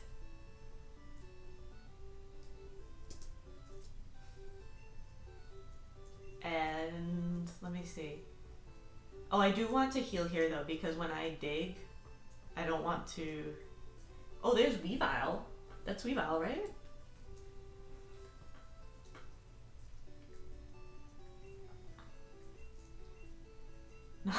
There is a nom emoji, but it doesn't have Lickitung. It needs to be Lickitung omnomming. It needs to be omnom to omnom nom. Nope, I already healed. Thank you. That's just a sloth. That's not even a Pokemon. Where's Slack Off?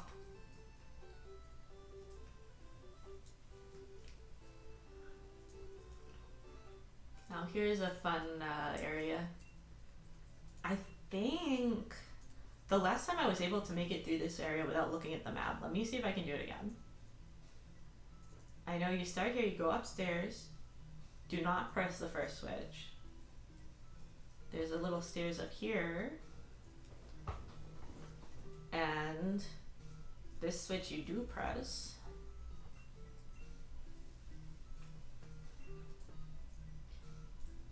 And down here we go. Avoid the scientist. Avoid another scientist.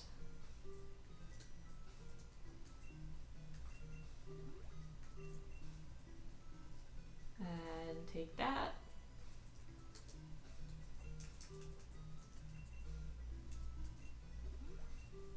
Boost the stats a little bit. I don't even know how much of a boost that is really giving.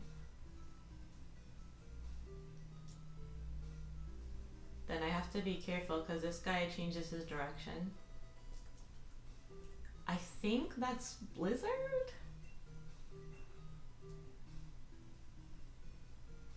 Yeah, there's that guy changing his direction.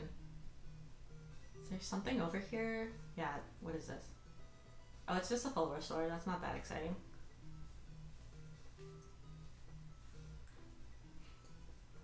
Yeah, I've pretty much memorized the mansion, I guess, because then I go up here.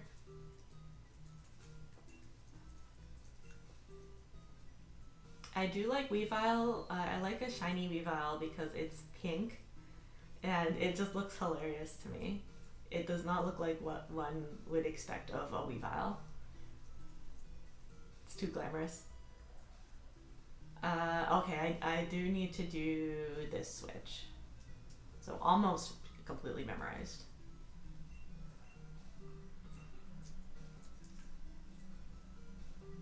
Right? Like, sometimes when I'm getting a shiny Pokemon, like if I'm looking for a shiny Pokemon, I don't want to know what it's going to look like. Because like shiny Weavile, it's just like, it's so pink. It's like, because I think of Sneasel and Weavile as being kind of like sneaky, right? Like that's their whole thing, right? And then like, I picture them like, you know, they're like kind of Pokemon, they're like dark type, they move around in the dark and like you didn't notice it, and I guess I don't need to heal, huh? Because I just healed. Like this is how I picture them, and then I just picture them one like sad, sorry Sneasel or Weavile that just happened to be shiny, and it's not stealthy at all. It's just like super. Oh, I can't walk around that way, huh? It just stands out a lot. This is my paranoia now that I'm going to press the wrong button because of that one time I did.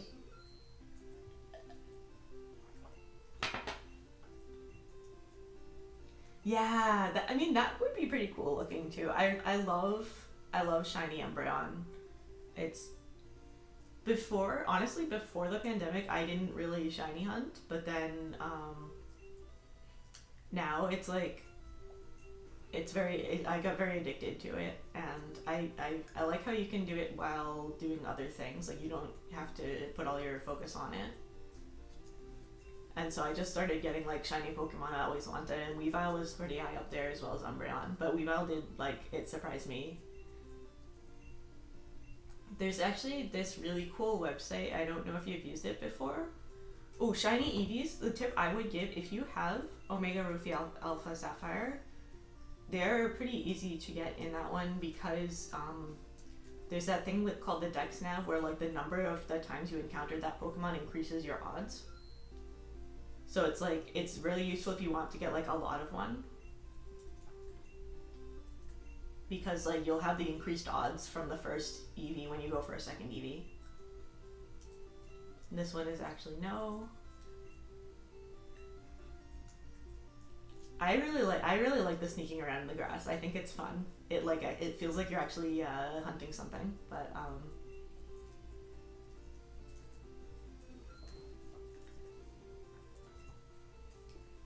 it also depends, like, do you like I know some people like, they specifically don't get like the shiny charm and stuff because they want it to be harder to get. I'm not quite that patient yet, so I usually do like to make it faster, but I found it really useful that you could like, once you increased your search level in Omega Ruby Alpha Sapphire, it just stays at the higher level. Yeah. So I'm the same way. Like I like it being a little bit more manageable.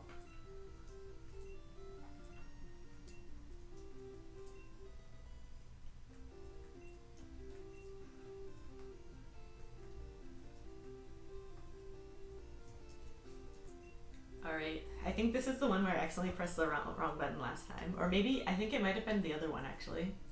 There was one about like how many Pokemon badges there are.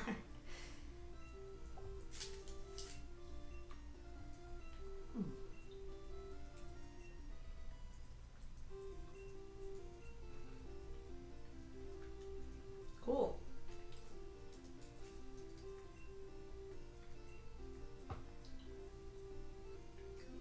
It is emergency chocolate. Need that extra little boost before the battle. My favorite line. Ha! You better have burn heal. I even saved like a picture of that because you can just use it. Like if you're getting into a good like internet argument or something and you do a nice burn. That was, I did not mean to press A twice, but I guess it doesn't matter because he's just gonna use that silly, we totally need a Blaine emote. That would be very appealing.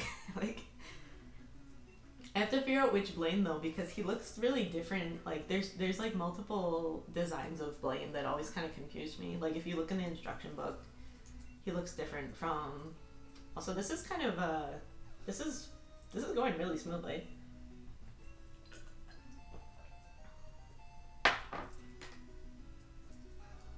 I mean, I expected this to be at least normal because neither of us has the upper hand here, but no, I'll do body slam because it has higher accuracy. Oh, I should have just done, oh no, I really should have just done I thought about going for jump kick for the final, like to finish off the rapidash, but then jump kick has that like 10% chance of missing, so I didn't want to mess with that. So I ended up wasting time on the, watch this, watch. I'm gonna lose now because I was saying it was too easy. Okay. Okay, I'm just gonna go for it with the jump kick. Okay, didn't miss. Okay. No.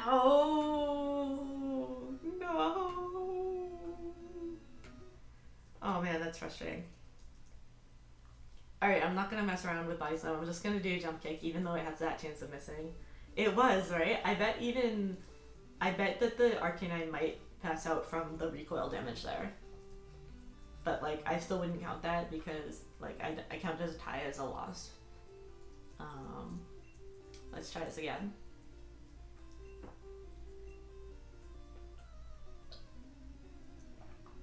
Alright, Blaine, I've remembered my burn heal this time.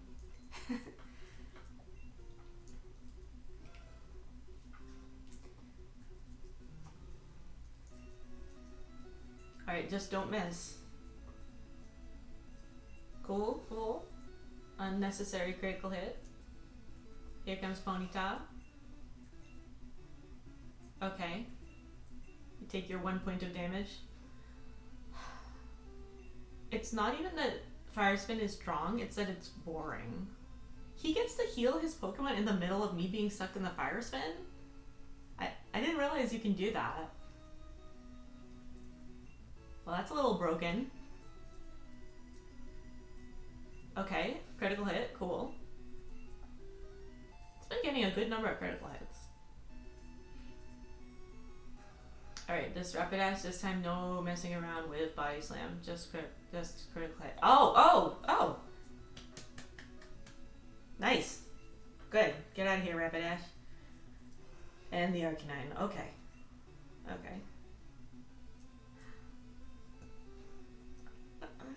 Tank it. Okay. That might put him in the range to be knocked out. Does it? This! Yeah! Woohoo! We did it! Oh man, that's good. He really dug his own grave there because like I don't think I would have knocked him out in 2 hits if it wasn't for that recoil damage. I have burnt out. You have earned the Volcano Badge. Thanks, bro. Thanks for doing some damage to yourself. That really helped. That really helps making this battle a little bit more manageable. Make room for my gift. I will not. I don't think I can. Can I dig out of this gym? Oh, I can. Okay. It's really random which gyms you're allowed to dig in versus ones you're not. Okay, I have to not forget Giovanni. Giovanni now is in his gym.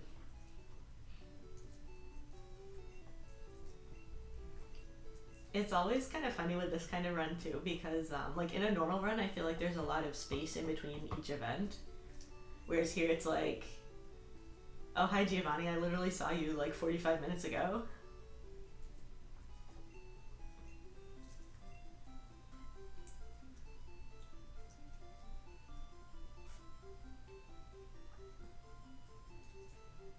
What does this guy say? Oh, he just says the leader returned. I'm wondering if that guy knew that the leader is supposed to be Giovanni.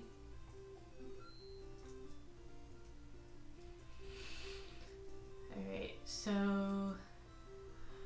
let me think. Yeah, so I have to do this one. The truly talented win with style. Let's see your style.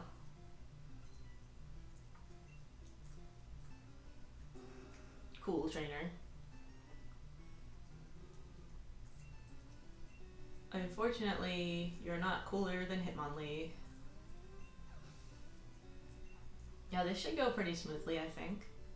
This gem. I'm trying to remember what this guy I think has fighting types, right? Because he says like, I'm the Karate King, your fate rests with me. Like, is this guy aware that there's a whole fighting dojo in Saffron? Like, there are multiple people fighting for the title of Karate King, I think. Including me today.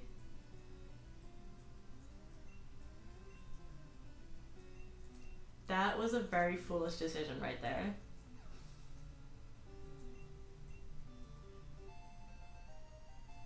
Alright.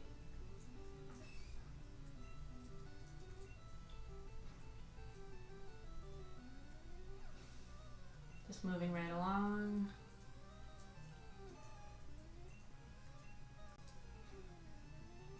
This poor guy must not have any friends because he can't evolve his Machokes. He just has 2 Machokes. Ayah.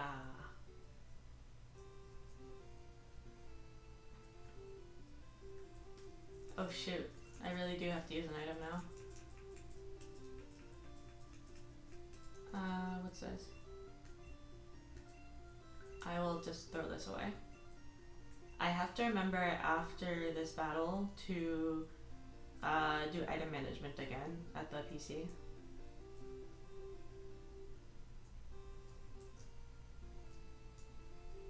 Do I normally not rare candy? I only save the rare candies for the Elite Four if necessary. So the reason why I save the Elite save the rare candies for the end is because if I don't think I should have healed, huh? I'll heal. If you the rare candy just moves you up 1 level regardless of how far away you are from the next level. And as you go to a higher level, the amount of experience you need to increase your level also increases. Oh, I was actually at full health. Okay. I'm just like destroying this gem. So each rare candy becomes greater in value the further you go into the game. So the amount of cost in terms of time and battles necessary to equal 1 rare candy is higher at the end of the game. So I have used the rare candies before, like in the Tauros run I ended up using all of them, but it I saved them for the end. So this might be one of the few times I had to grind like right in the middle in Sylph. I didn't grind in Sylph in the other runs, but the reason why I chose to fight a few trainers there is because it is like cheaper in terms of time in case I need to use the rare candies at the end.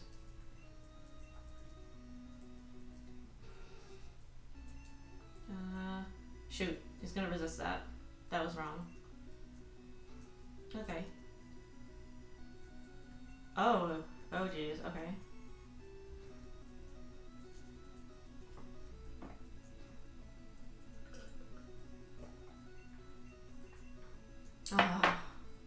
Okay, I mean if he's gonna use Scratch. That was a very foolish mistake of mine earlier. I should not have done a double kick there.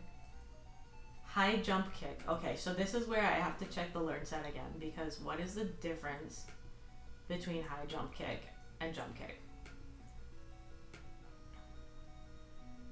So high jump kick has 85 base power, but it can keep going and miss. 90% accuracy, and this one has 70. So it's basically just jump kick but better. Yeah, so I should just replace jump kick with high jump kick.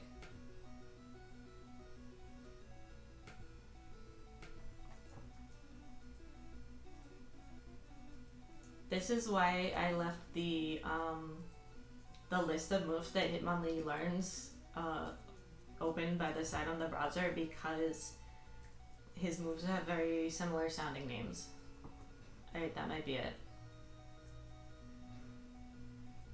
it. In times like this, when it's like I probably won't make it, I like to just see. Yeah, that's it. Alright, I really need to not do... I need to body slam that Nidoqueen.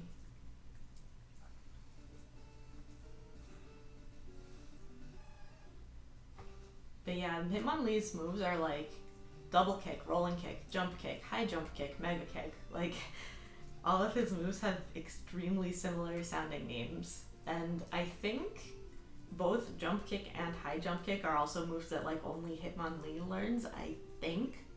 Like, at least in these games. And so, like, it's not like you would recognize the difference between all these kicks from experience. But, yeah, it's just kind of hard to memorize them all, so I have the list open. Okay, Gartara, so that's cool. Thank you for stopping by. It was good to hear from you again. And thank you for the well wishes. I am doing great. And have a great rest of your day. Thanks for stopping by. It's always fun.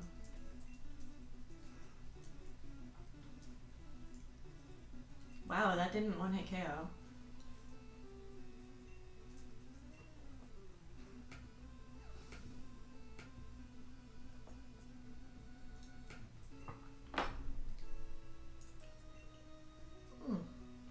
Thank you, I'm glad to be streaming again.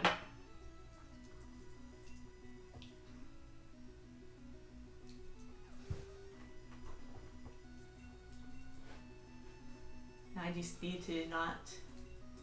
Don't kick the spiky thing. Slam it with your body. Okay, I mean that still is a 3-hit KO, so it's still kind of rough. But thankfully the AI in this game is so silly that sometimes it does things like tail whip. Alright, time to go back to replacing jump kick with high jump kick.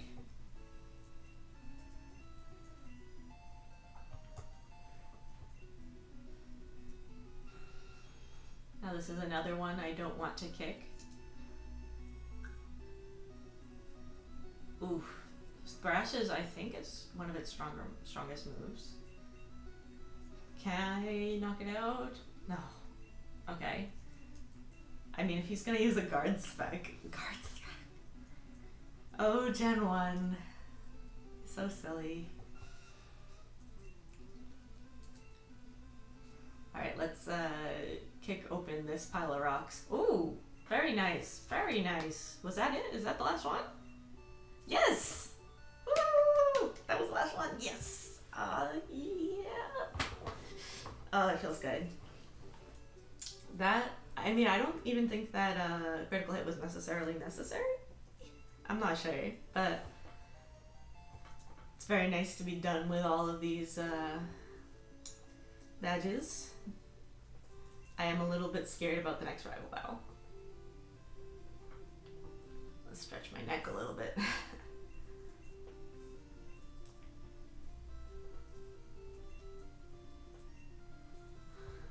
Cool.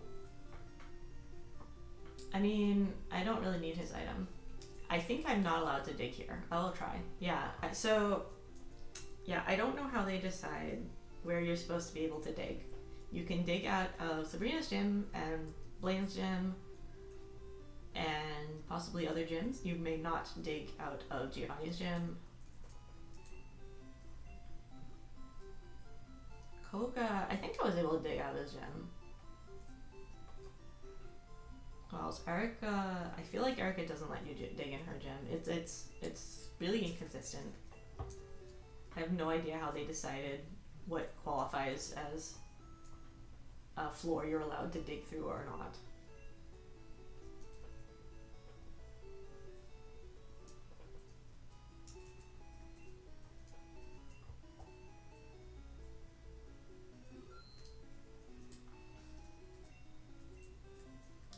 Alright. Survival time.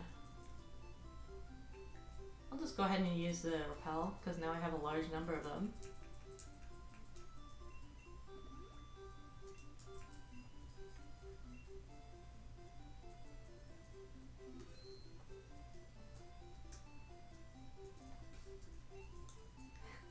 I'm so afraid of forgetting to save that I end up saving a million times. Here we go!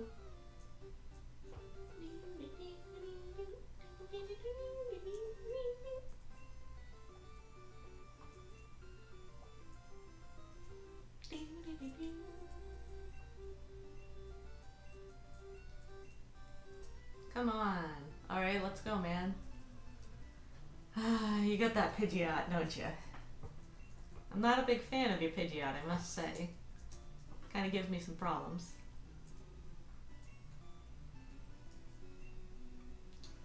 Hopefully... Oh geez, that's a 3-hit. Oh! Okay. Oh. So he knows agility and wing attack. So both of those are critical hits. So I guess now that he knows agility, he would choose that sometimes. So that makes him a little bit more manageable, because he won't use wing attack every single time. And I think that's true for the final battle, I think. Let's see. Ooh, I just thought about Lorelei. Lorelei is going to be really fun.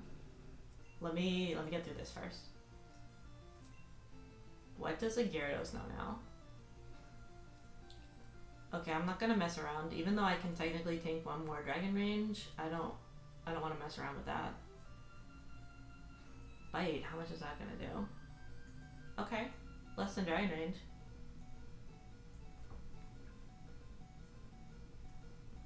Growlithe.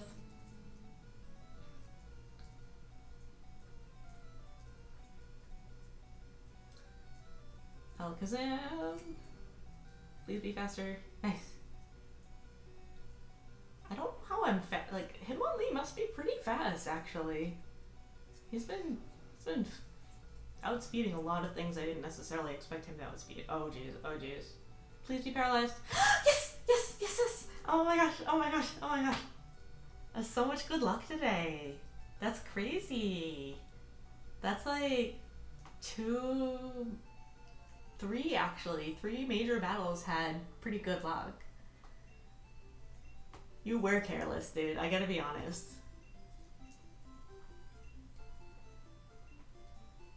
I do like how he says like, oh, you need more training, when literally he just lost to you. He's like such a sour grapes. This is less time efficient, but I will go back to the Pokemon Center, not just to heal, but to put away items, because I have to do item management again. Because in this game, the protagonist's pockets are more like an actual human's pockets and not RPG protagonist pockets, in that there's a somewhat of a limit to the number of items you can hold. Alright, what'll I get rid of? I don't need... I've got full heals, so scope can go away. Card key. No, not the bicycle! Not the bicycle! I need that!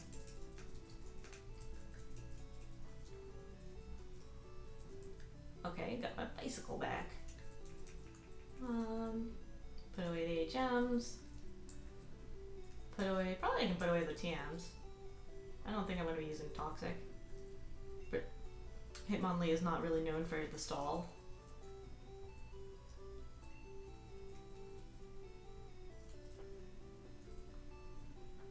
There's Blizzard, which is normally very exciting to get, but he cannot use. And there's use a revive. I won't be using... Okay. Inventory managed. I suppose it's good to heal the power points too. The thing is, I honestly don't need to heal because after you beat the rival, there's no mandatory battle until you reach the Indigo Plateau, the Elite Four. Which, even though I know this, it still blows my mind that there's no mandatory battle within the whole Victory Road, but that is the case.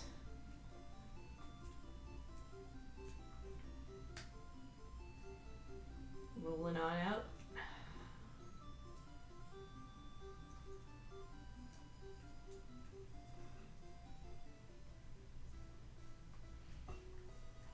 Just gonna check my badge.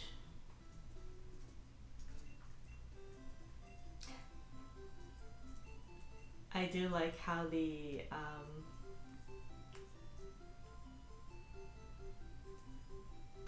very, very serious music gets overridden with the bicycle music. That's always hilarious to me.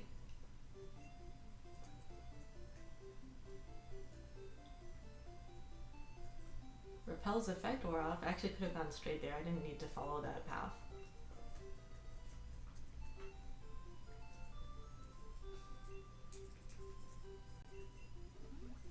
Definitely I have enough repels today.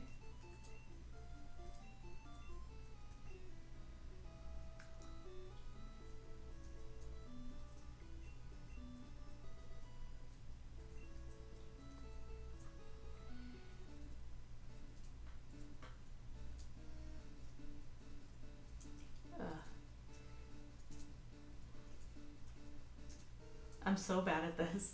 Like, technically... There we go. You have to be very, very gentle to change your direction without moving a step. And for some reason, I don't know, I'm just too fierce, I guess, when I press that button, because I always end up like accidentally moving a step.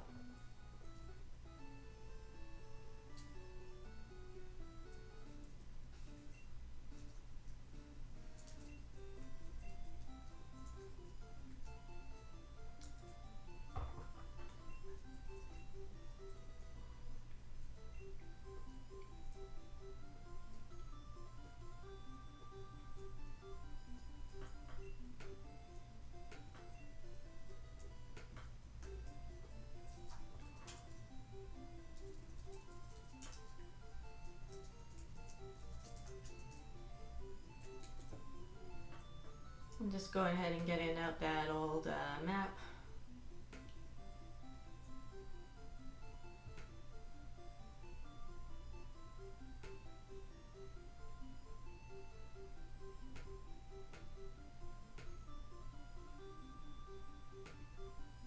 That map. Just use a map to get through Victory Road very quickly.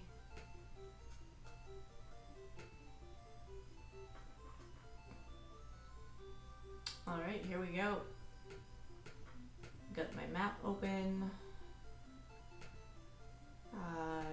To people in chat, I may be a little bit slow to respond, but I will be reading chat. I just am also looking back at a map. So sometimes my focus gets a little distracted between those things. And we still have happy bicycle music. Nobody needs serious, intense Victory Road music. Just happy bicycles all the day.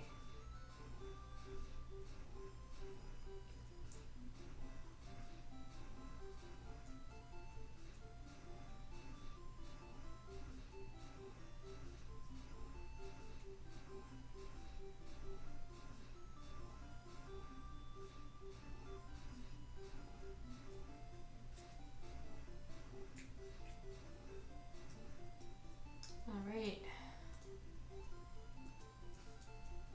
Just have to be careful here. There's a trainer up a little bit of a ways, and then there's another one. There's that one. And then there's that guy. Phew! Second floor. Needs another rappel. And there's a couple different rocks. First this one.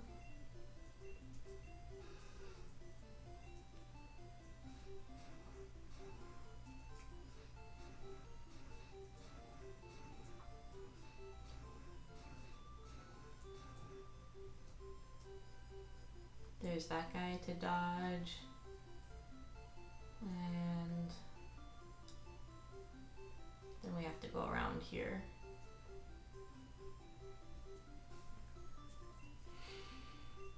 So this, let's see, I think I have to press strength every time.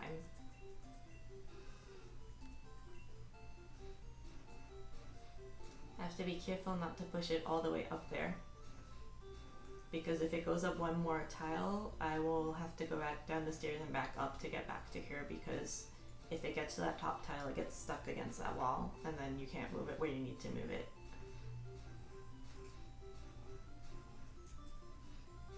There is a little trick that you can make a graphical glitch by turning directions really quick, but I'm not very skilled at that. As demonstrated by my trying to get that, what was it, ether or whatever, that was the hidden item.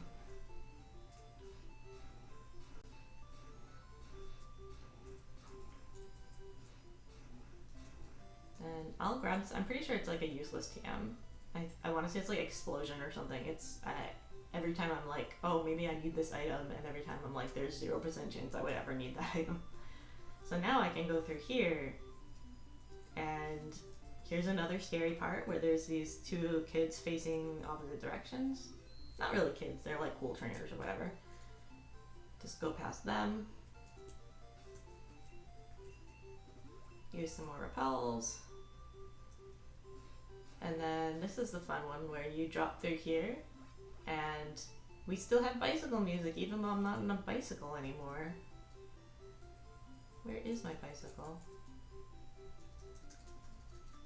There it is.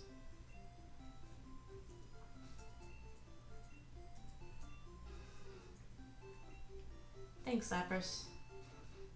You are one cool dude. Or turtle. Or sea monster, sea manatee, dolphin? Who knows what Lapras is supposed to be? But she is very good at pushing rocks around. Then we go here. In the remakes there's a trainer's here, so I always think there's going to be a trainer there, but there is not. And we're back outside. I'm almost at the point where I can kind of memorize what to do there too, but it's very scary for me because there's so many trainers that you will accidentally bump into if you're not consciously thinking about where they are. I really do respect like speedrunners. They can memorize all that stuff. It really blows my mind.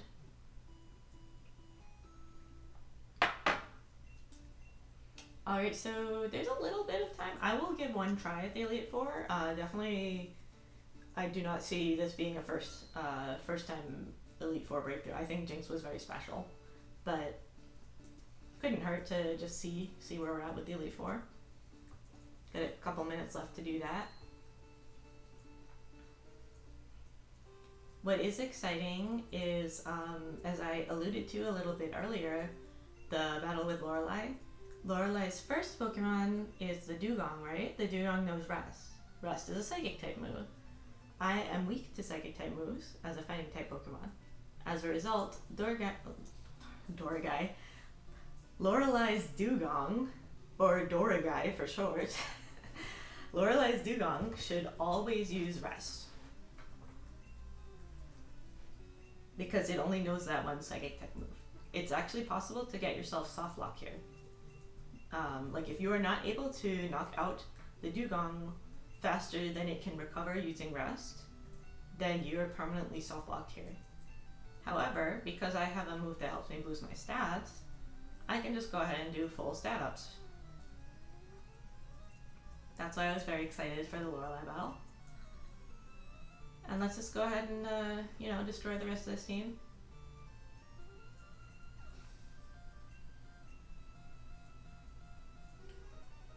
Cloister has good defense. I don't have a special defense move. Okay. It actually doesn't do that much. The nice thing about having my stat boosting move is due to the glitches in Gen 1, I get to boost all of my stats every time my stat boosts. So I'm not just boosting my attack, I'm also boosting my speed, my special, which helps me survive these horrible special type attacks. Wow, that slow row is really tough. That was after 6 stat ups. Thankfully, Lorelei is a fool that uses a super potion.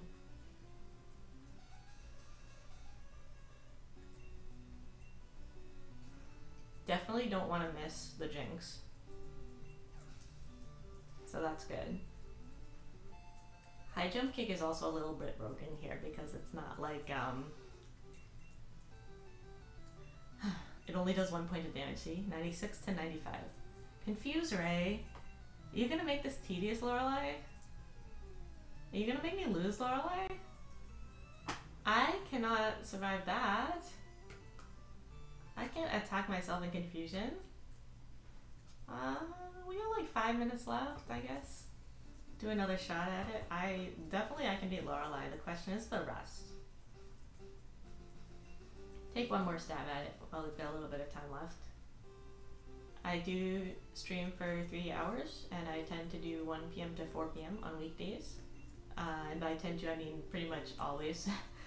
When I stream, it's about that time of 1 p.m. on the California time, which would be 4 p.m. if you're on the East Coast of the US.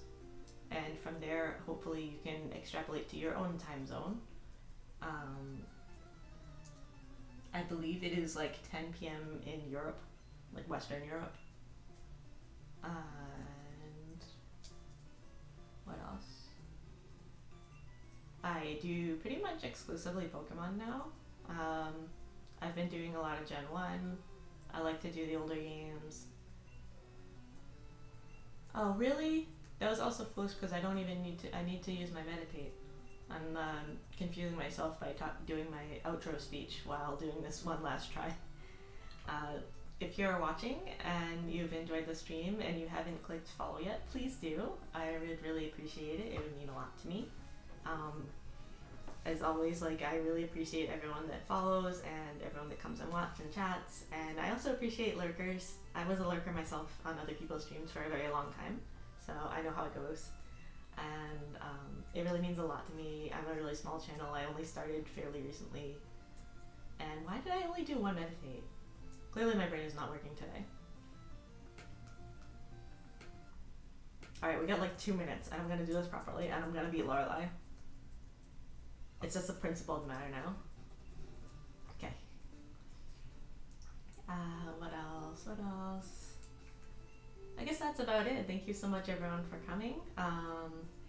If you have any suggestions, I'm always open to suggestions for new runs to do in the future. And let's just see if we can get past Lorelei.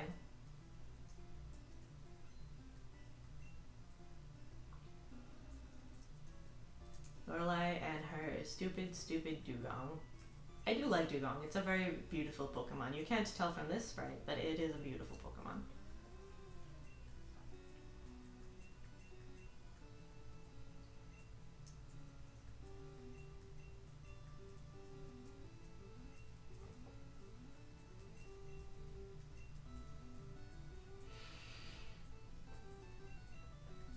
There we go. Full meditates. Now, no confusion. Oh. Yeah, so it's supposed to be like a 90% accuracy, but it feels more like a 50% accuracy.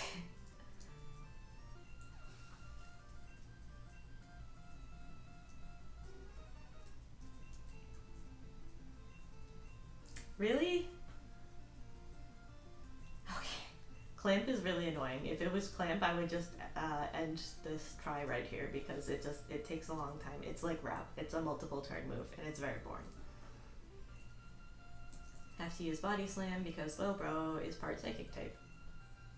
Oh man, the critical hit! The critical hit makes it do less damage. Gotta love Gen 1. Well, down goes Slowbro. Here's Jinx. Down goes Jinx.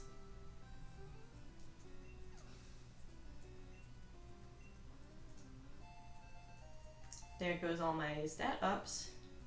And here's Lapras. Really? You're gonna miss like half the time. Really?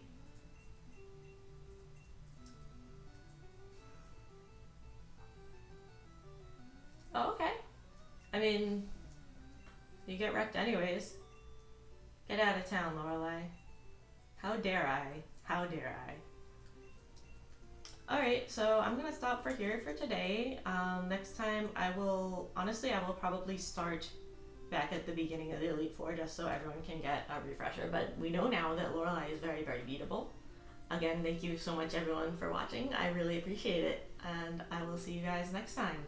Take care. Have a good day.